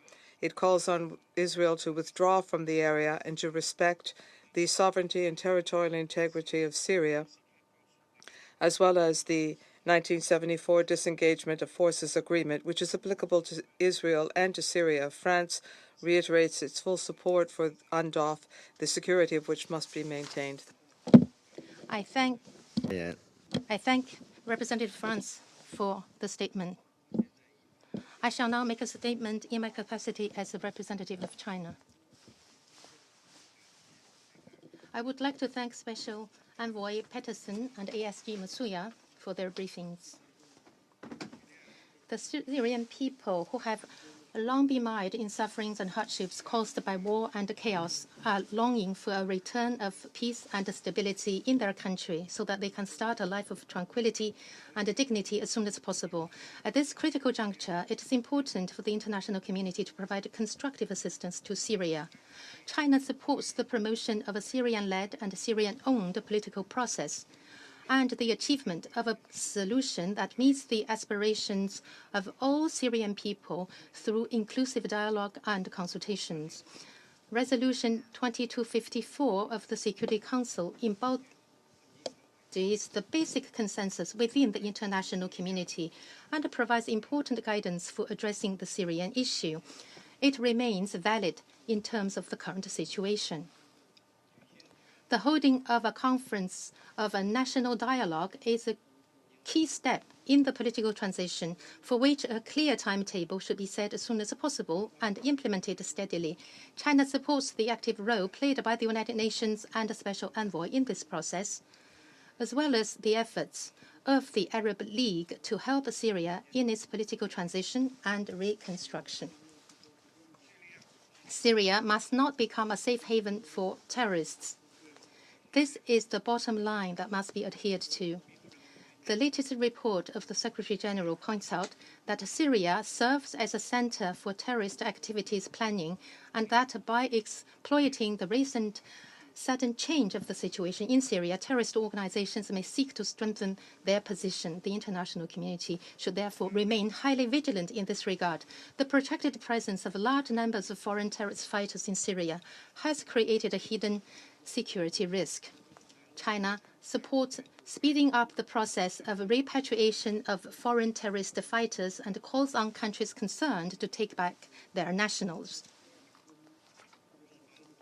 At the same time, China urges Syria to fulfill its counter-terrorism obligations and to combat all terrorist organizations listed by the Security Council, including the East Turkestan Islamic Movement, also known as the Turkestan Islamic Party, in order to prevent them from threatening the security of other countries. As we just heard from the briefings, the current humanitarian situation in Syria is extremely dire, where it is worrying to see that the survival and the development of tens of millions of people are at stake. China appreciates the efforts of UN agencies to scale up humanitarian assistance to Syria. under very difficult conditions. The illegal unilateral sanctions on Syria imposed by one country has caused great harm to the Syrian people. China's position on this has been consistent in that such measures should not have existed in the first place. In order to meet the needs of humanitarian assistance and the development of Syria, it is necessary to take actions to eliminate the negative impact of these measures.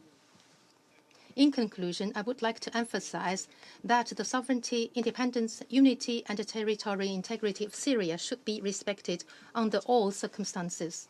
The resolution of the Security Council on the Golan must be implemented. So is the 1974 Disengagement of Forces Agreement. China urges Israel to withdraw from Syrian territory without delay. I now resume my function as the President of the Security Council. I give the floor to the representative of the Syrian Arab Republic. Thank you, Mr. President. I congratulate you and your esteemed delegation on assuming the presidency of the Security Council for this month. You can rely on our support and our trust in your able leadership of the works of the Council. We also thank the Permanent Mission of Algeria for their successful management of the Council's affairs last month. I express my country's solidarity and sympathy with Greece and its people following the series of earthquakes that struck the Greek island of Santorini, which coincide with the anniversary of the devastating earthquake and its aftershocks that Syria witnessed on these very days 2 years ago.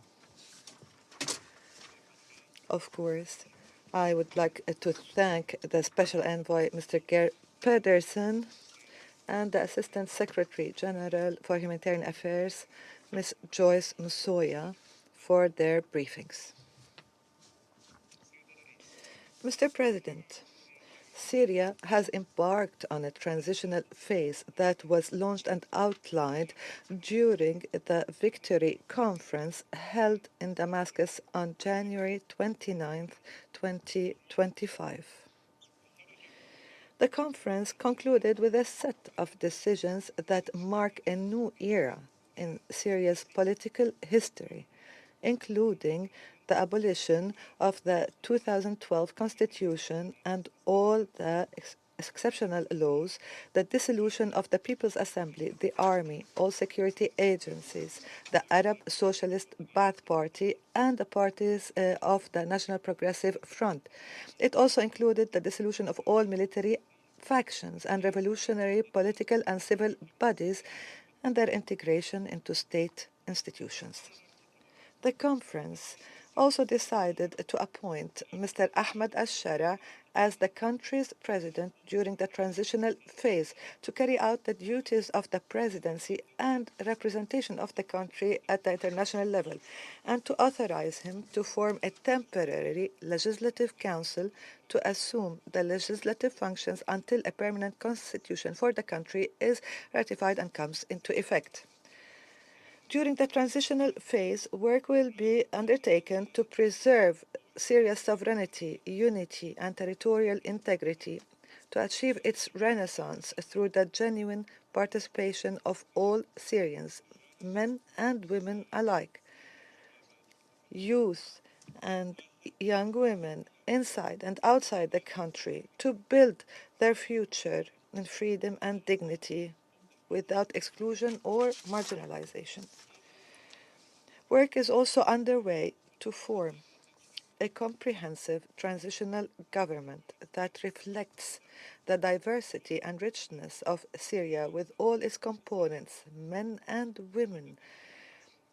This government will undertake the work of building the new Syria's institutions until such time we reach a stage of free and fair elections. Based on his mandate as President of the country during the transitional phase, the President of the Republic will announce a preparatory committee to select a smaller legislative council to fill the current void. And today, the President has made a declaration to also define the members to the National Dialogue Conference, which will represent a direct platform for deliberation, consultations, and the presentation of various viewpoints on the upcoming political program leading up to the constitutional declaration that will determine the identity of the state and the nature of its future regime. It will also be the legal reference for the transitional phase. Accordingly, our focus during the coming period will be on the following priorities. First, achieving civil peace and establishing genuine transitional justice that guarantees the accountability of criminals whose hands have been stained with the blood of Syrians. Second, uniting the Syrian territories, upholding the authority of the state and the rule of law over all its territories, and restrict weapons to the state possession. Third, building strong institutions based on competence, justice, integrity, and participation. Fourth,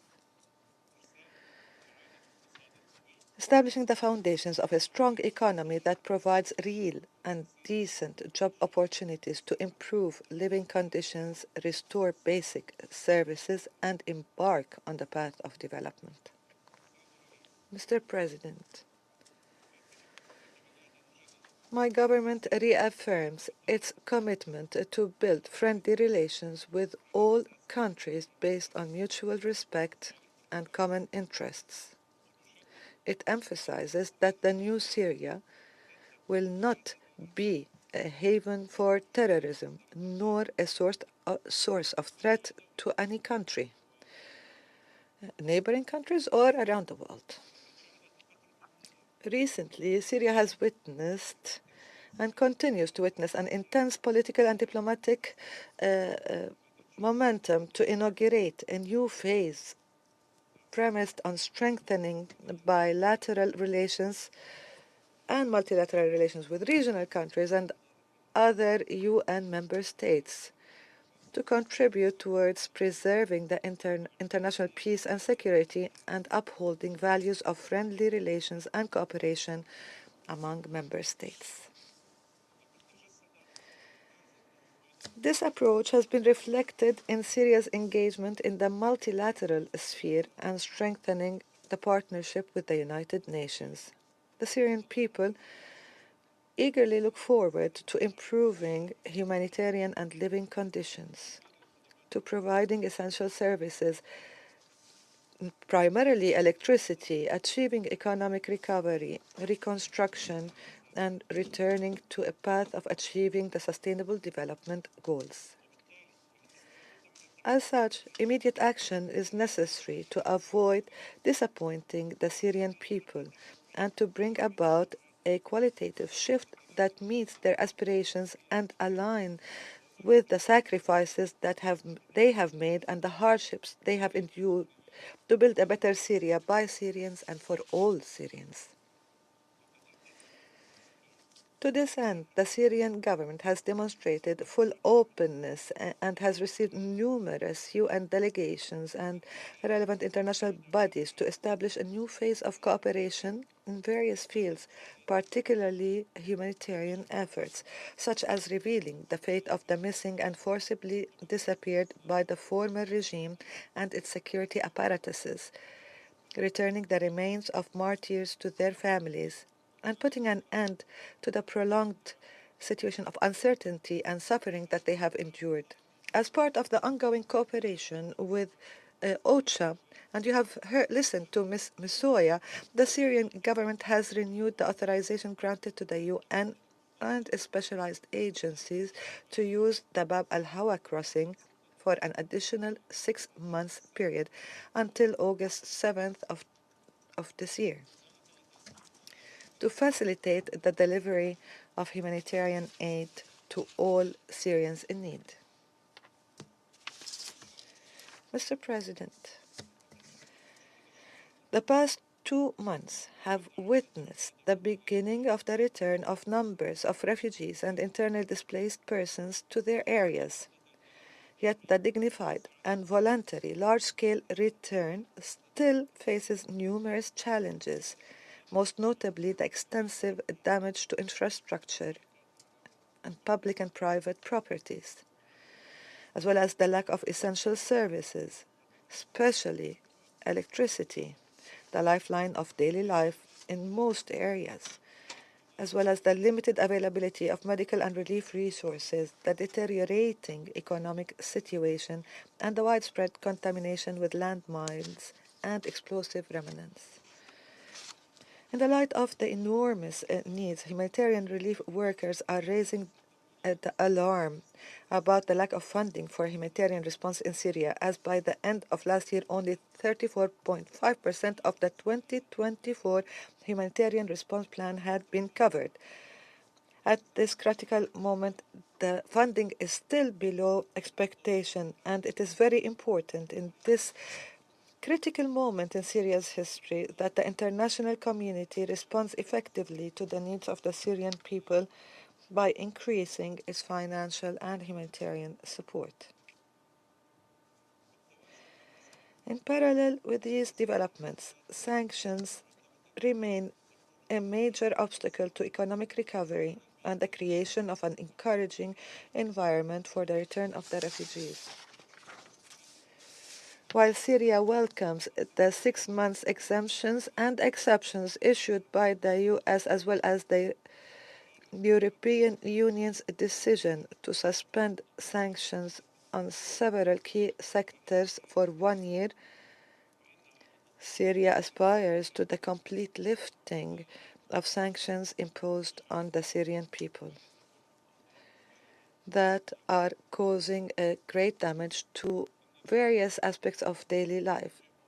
We are hopeful that the Paris Aqaba III conference to be held tomorrow, that this conference will send an unequivocal message calling for the lifting of these sanctions and supporting Syrians during this pivotal stage in their country's history. Mr. President,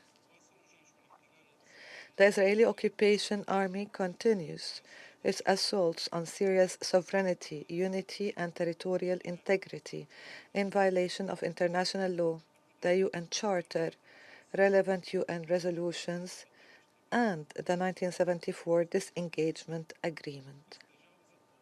Israeli occupation forces have unlawfully and without any justification or prior provocation have breached the separation zone and entered dozens of kilometers inside Syrian territory to forcibly control vast areas that are estimated at hundreds of square kilometers of lands in the governorate of Quneitra, Mount Hermon, and the surrounding areas, extending to the governorates of Dar'a and Damascus countryside, rural Damascus.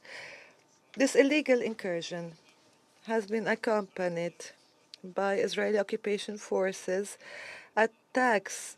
attacking the residents of the areas they have entered, confiscating their properties, forcibly displacing and abducting many of them, bulldozing large areas of agricultural land, establishing military points, subjecting civilians to harsh conditions and inhumane practices. They have also constructed military bases and surveillance centers, as well as undertook engineering works that have included the construction of a helicopter landing pad on Mount Hermon. This exposes the false claims promoted by the Israeli occupation authorities regarding the temporary and limited nature of these hostile actions against Syria that are entirely unjustifiable.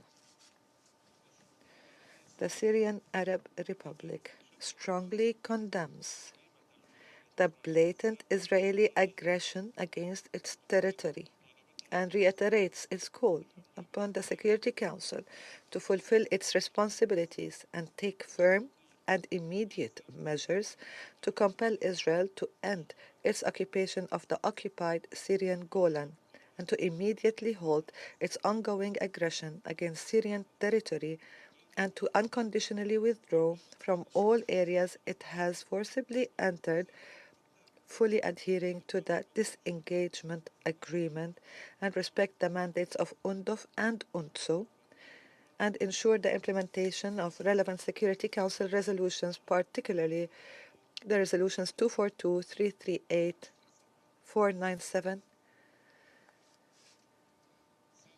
Mr. President, as the Syrian people look forward to turning this page of pain and suffering, they firmly believe that their country possesses the essential elements for revival, most notably the human capital, natural resources, and an unwavering will and determination. They are capable and resolute in making every possible effort to ensure the success of this pivotal phase and to lead the country towards a bright future that befits Syria, its people, its rich civilization and human heritage, while building a state founded on law, justice, and equality. We call upon you to stand by Syria during this critical phase so that together we may move forward towards a better tomorrow, one that fosters security and stability in the region and avoids the bleak scenarios pushed by those who do not wish Syria and its people well. These actors fuel division by spreading hate speech, inciting violence, and sowing divisions, particularly through the misuse of social media platforms.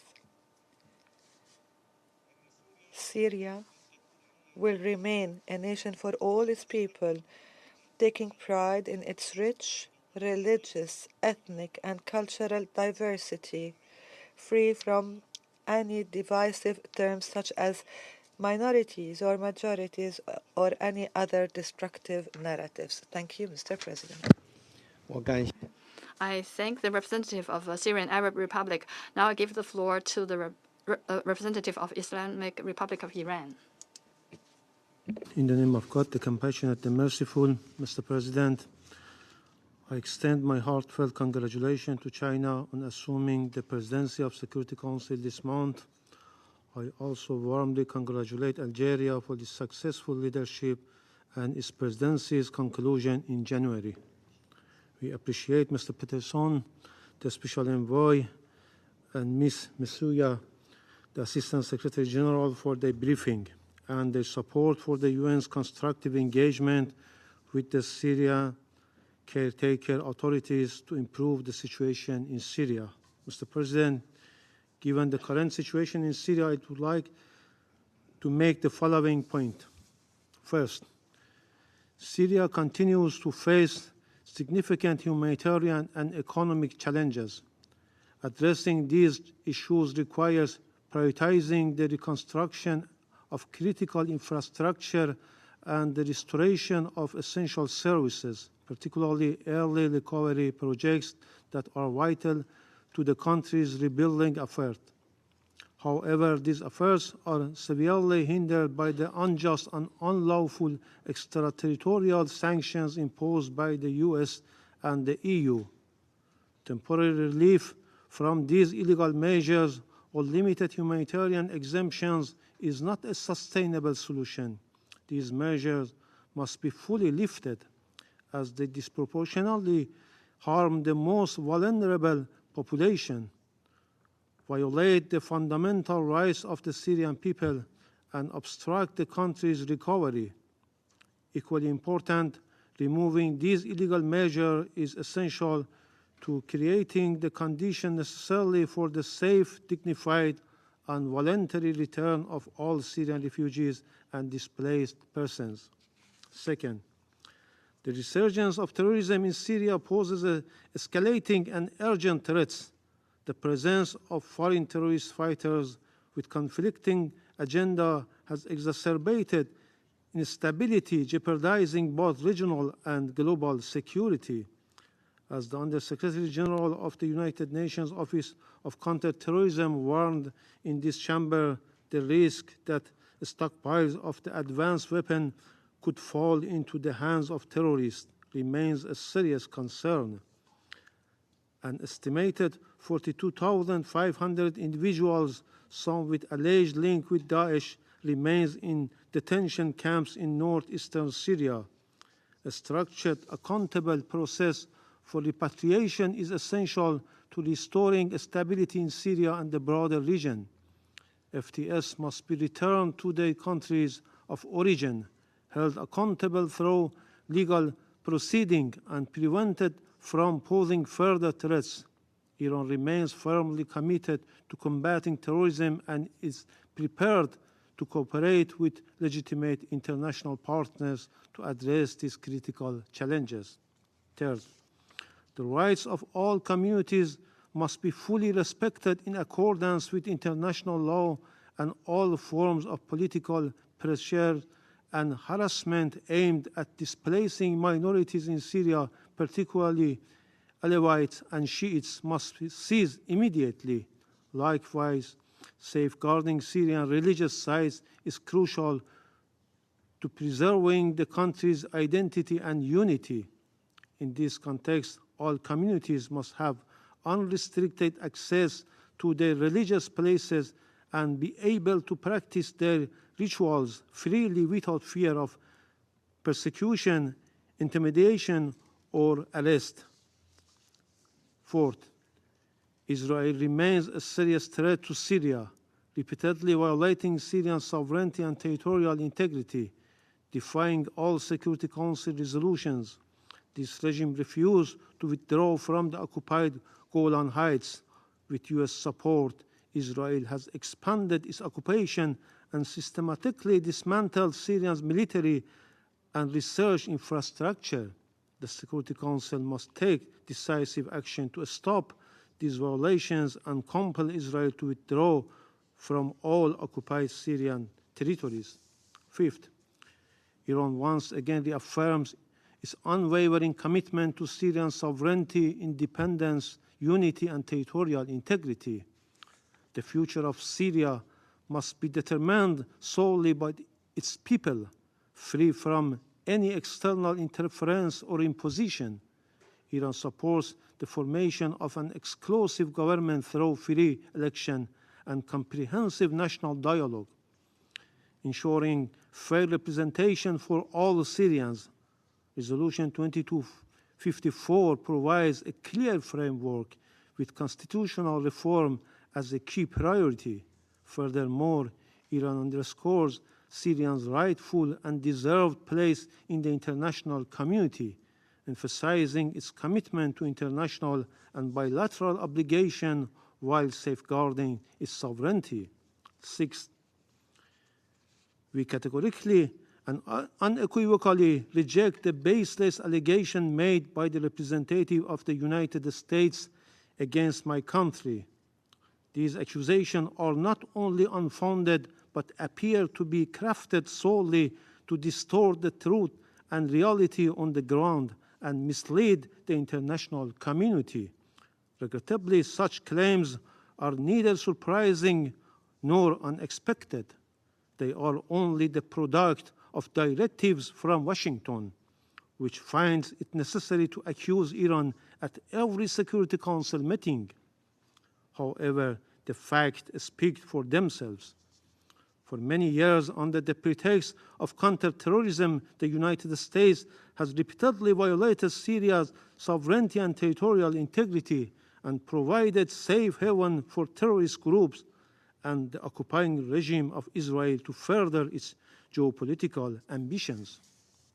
In conclusion, Mr. President, Iran remains dedicated to playing a constructive role, working in coordination with the United Nations, regional partners, and the Syrian government, which represents the will of the Syrian people, to achieve lasting peace and stability in Syria and the broader region.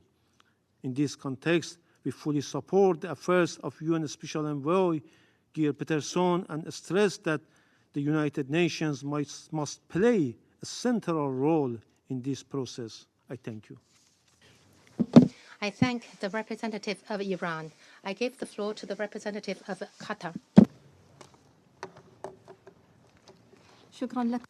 Thank you, Mr. President. We congratulate you on presiding over the Security Council this month. We align ourselves with the statement of the Arab group. We thank Mr. Geir Pedersen, the Special Envoy, and Ms. Joyce Misuya, the Deputy Emergency Relief Coordinator, for their comprehensive briefings. Mr. President, the State of Qatar is proud of its firm position over the past 13 years, standing with our Syrian brothers and sisters, and our firm support to their calls for dignity, freedom, and social justice. Following the victory of the revolution, Qatar's firm position led to the resumption of our close close fraternal ties with Syria. The official visit by His Highness Sheikh Tamim bin Hamad Al Thani, the Emir of the State of Qatar, on the 30th of January to the Syrian capital was the first visit of a head of state following the historic change. He congratulated him on the victory of the Syrian revolution and choosing him as a president of the transitional period, reaffirming Qatar's support of the unity, sovereignty, and independence of Syria. We welcome the positive steps taken by the new Syrian administration to protect civilians, ensure stability of state institutions, the provision of public services, and meeting the necessary needs of the Syrian people. We also welcome the steps taken to reconstruct the Syrian state to promote unity among all Syrian components, paving the way towards civil peace, security, stability, and building a state of institutions, rule of law, and development. These steps represent the start of a new era, allowing the Syrian people to achieve their legitimate aspirations to freedom, justice, and peace. The current phase also requires state monopoly over arms through one army reflecting all the components of Syria with no exclusion to protect the sovereignty, independence, and territorial integrity of Syria. The Syrian brotherly people has made immense sacrifices and deserves today the acknowledgement and support of the international community to their national project. Based on our moral responsibility towards our brothers in Syria to improve their humanitarian and living conditions, the State of Qatar established an air bridge to deliver humanitarian assistance. To this day, 13 military planes with 378 tons of assistance were sent. The state also committed to providing technical support to reoperationalize infrastructure, including the electricity sector. This will improve the situation in more than 10 Syrian areas. Recently, Al-Amal city in North Syria was opened. This is a residential project for the displaced with the sponsorship of Qatar and Turkey that has essential services facilities. The current humanitarian situation requires the promotion of collective international efforts to promote humanitarian assistance and ensure their unhindered delivery to affected areas. We call for lifting sanctions because they negatively affect the Syrian people. The reasons for which they were imposed are gone. We note the statement adopted at the 46th extraordinary meeting of the GCC Ministerial Council on the situation in Syria, adopted on 26 December, calling for lifting the sanctions to empower Syria economically. It also called upon all partner states and organizations to provide all the support necessary to Syrians, stressing that the GCC will continue to provide humanitarian assistance. Mr. President, in conclusion, we condemn the Israeli occupation's takeover of the buffer zone with sisterly Syria and neighboring areas. This is a dangerous development and a blatant violation on the sovereignty and unity of Syria. It is a blatant violations of international law. We warn against the policy of fait accompli adopted by the Israeli occupation because it will further violence and tension in the region. We stress the need for the international community to shoulder its moral and legal responsibility to compel the occupation to abide by the resolutions of international legitimacy and relevant Security Council resolutions. Thank you. I thank the representative of Qatar. I give the floor to the representative of Kuwait. بسم الله الرحمن الرحيم. شكرا السيد الرئيس. يشرف. Thank you, Mr. President. It is my honor to deliver this statement on behalf of the Arab group. First and foremost, I wish to congratulate you on your accession to the presidency of the Security Council this month. I thank Mr. Geir Peterson, Special Envoy of the Secretary General for Syria, for his comprehensive briefing. We also welcome the tireless efforts undertaken by Madam Joyce Msuya, Assistant Secretary General for Humanitarian Affairs and Deputy Emergency Relief Coordinator. We thank Madam Msuya for her efforts to step up international humanitarian efforts, specifically the participation in the launch of the Global Humanitarian Overview for 2025, which was hosted by the State of Kuwait in December 2024. Mr. President, Syria is a land of civilization and history has for 13 years suffered due to one of the most horrific and brutal wars in the past 30 years. During this time, Syria has endured a great deal, but was unable to completely bandage over its wounds. However, Syria has neither faltered nor succumbed to despair. Syria's economy has been weakened. Violence has spread. Terrorist groups have found a safe haven in Syria to carry out destructive operations. And this is why we need to spare no effort to combat terrorism, and we have an obligation to cooperate to counter terrorism. For this poses a threat not just to Syria, but also to international and regional security. The fight against this scourge is an uppermost priority. The security of Syria, its stability, are the bedrock for stability and security of the entire region. The Arab group stands alongside the Syrian people in seeking to rebuild a unified, independent, stable, and secure Syrian Arab state for all citizens, far from terrorism and far terrorist and extremist ideologies, while preserving sovereignty and territorial integrity of Syria. Mr. President, the Arab group extends our full and principled solidarity with the Syrian Arab Republic to protect Syrian unity, territorial integrity, and sovereignty, as well as its security, stability, and the safety of Syrian citizens. We are experiencing a historic transitional phase, which is sensitive. Failure is not an option. This is why we need to do everything possible at the international and regional levels to support the Syrian people and Syria as a nation. This is a critical juncture. Transitional justice needs to be promoted in accordance with the agreed upon judicial mechanism. National unity needs to be fostered, as well as the global comprehensive dialogue mechanism. There's a need to improve the humanitarian situation and to achieve reconstruction. There's a need to reform governance and to establish conducive conditions for the safe and voluntary return of refugees and internally displaced persons. There is a need to support efforts undertaken to shed light on the fate of disappeared persons and their remains. There's a need to ensure the delivery of international humanitarian assistance. There's also a need to provide assistance to state institutions in delivering services to all Syrians. All Syrians need to have need to be protected.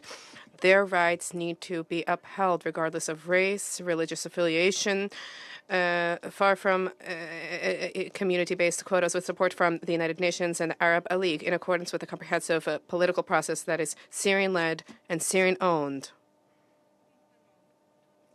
incorporating all components of Syrian society as well as national forces in accordance with resolutions 2254 of the United Nations Security Council. Mr. President, in light of the difficult economic situation in Syria, there's a priority. There's a need to address difficulties to realize the aspirations of the fraternal Syrian people. These are legitimate aspirations. There is a need to ensure that economic recovery is achieved in a fair, comprehensive way. The Arab group applauds the ongoing dialogue with the United Nations at all levels, at the political and humanitarian levels in particular, to improve the situation in Syria and to open humanitarian crossing points, including Bab al-Awa.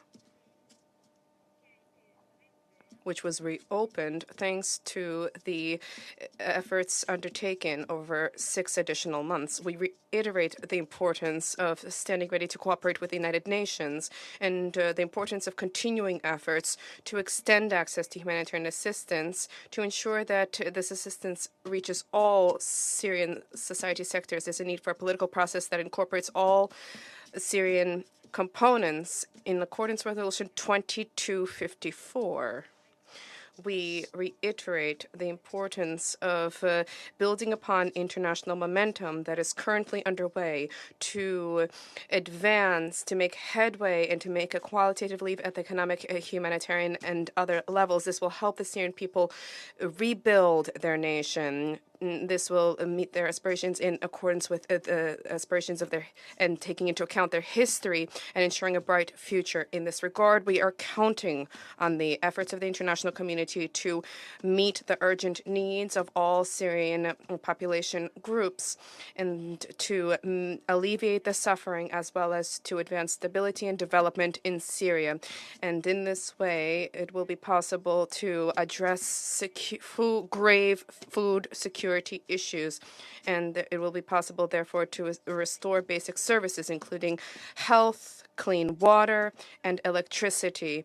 In addition, it will be possible to identify traps, mines, and other unexploded ordnance, and it will be possible to counter epidemics and to counter chemical-related pollution, the consequences of which is devastating to human health and the environment. All of this hinges on practical, tangible measures to meet the urgent needs of the Syrian people.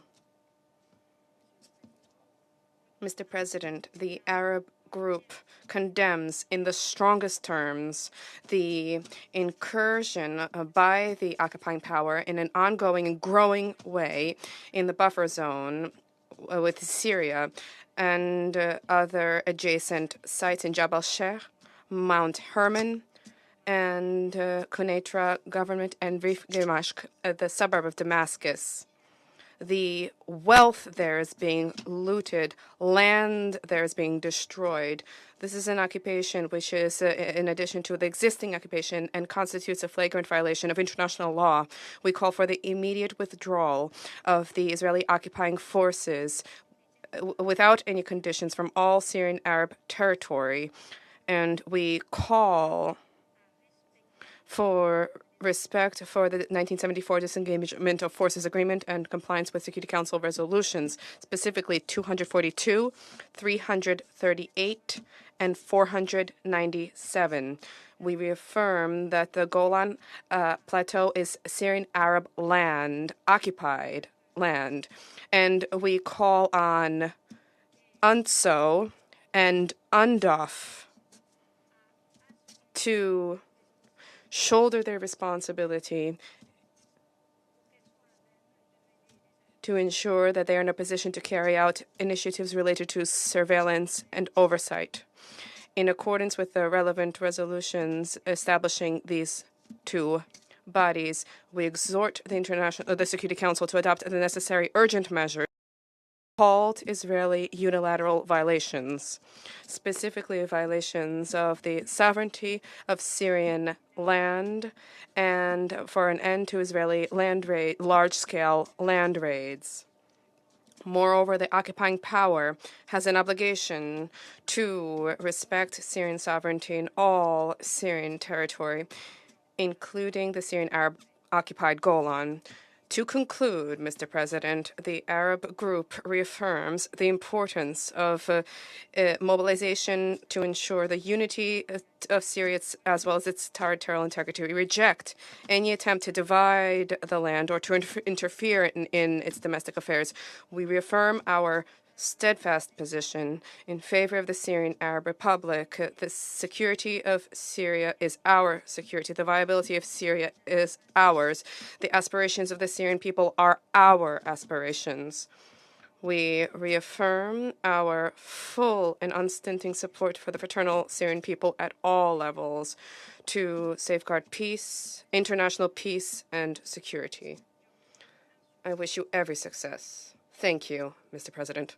I thank the representative of Kuwait. I give the floor to the representative of Turkey. Thank you, Mr. President. I am also grateful to Mr. Pedersen and Ms. Joyce Musia for their briefings. We commend UN's engagement with the new administration as Syria needs the UN expertise and technical input in this transitional period. Mr. President, now Syrian people have a historic opportunity to rebuild their country and shape their future. International community must extend its helping hand to Syrians. Alongside the humanitarian aid, the reconstruction of critical infrastructure and economic recovery are urgently needed. This is essential for improving Syrians' living conditions and encouraging the voluntary return of displaced Syrians to their homeland. Turkey welcomes the US general license and the EU's latest decision on easing sanctions. However, these are not enough. We hope to see additional sanction relief steps, especially regarding reconstruction efforts and new investments without imposing preconditions, especially on energy sector. We also encourage the Council to seriously consider the delisting measures. We cannot afford missing the opportunity of enabling a stable Syria that can deliver for its people. Mr. President, Turkey has always supported the aspirations of the Syrian people and objectives of the Syrian revolution. My country has embraced millions of displaced Syrians, stepped in to protect Syria's territorial integrity and unity, and worked with regional and international stakeholders to advance the political process. Turkey continues to stand firm in its commitment to ensuring a stable, unified, and secure Syria. In addition to the Turkish embassy in Damascus, our Consul General in Aleppo resumed its operations. Turkey is in close dialogue with the new administration. After the visit of Foreign Minister Asad al-Shaybani in January, we hosted President Ahmed al-Shara last week. We underlined the importance of inclusive and representative governance as well as national reconciliation in our meetings. We hope that new state structures in the political transition process will be established with broad public support and transparency. The leadership and ownership of the Syrian people, with the support of the UN, will be essential for the success of the transition process. Turkey encourages the international community and Syrian diaspora to constructively engage with the new administration. We welcome the visit of the Organization for the Prohibition of Chemical Weapons Director General, Fernando Arias, and his team to Damascus.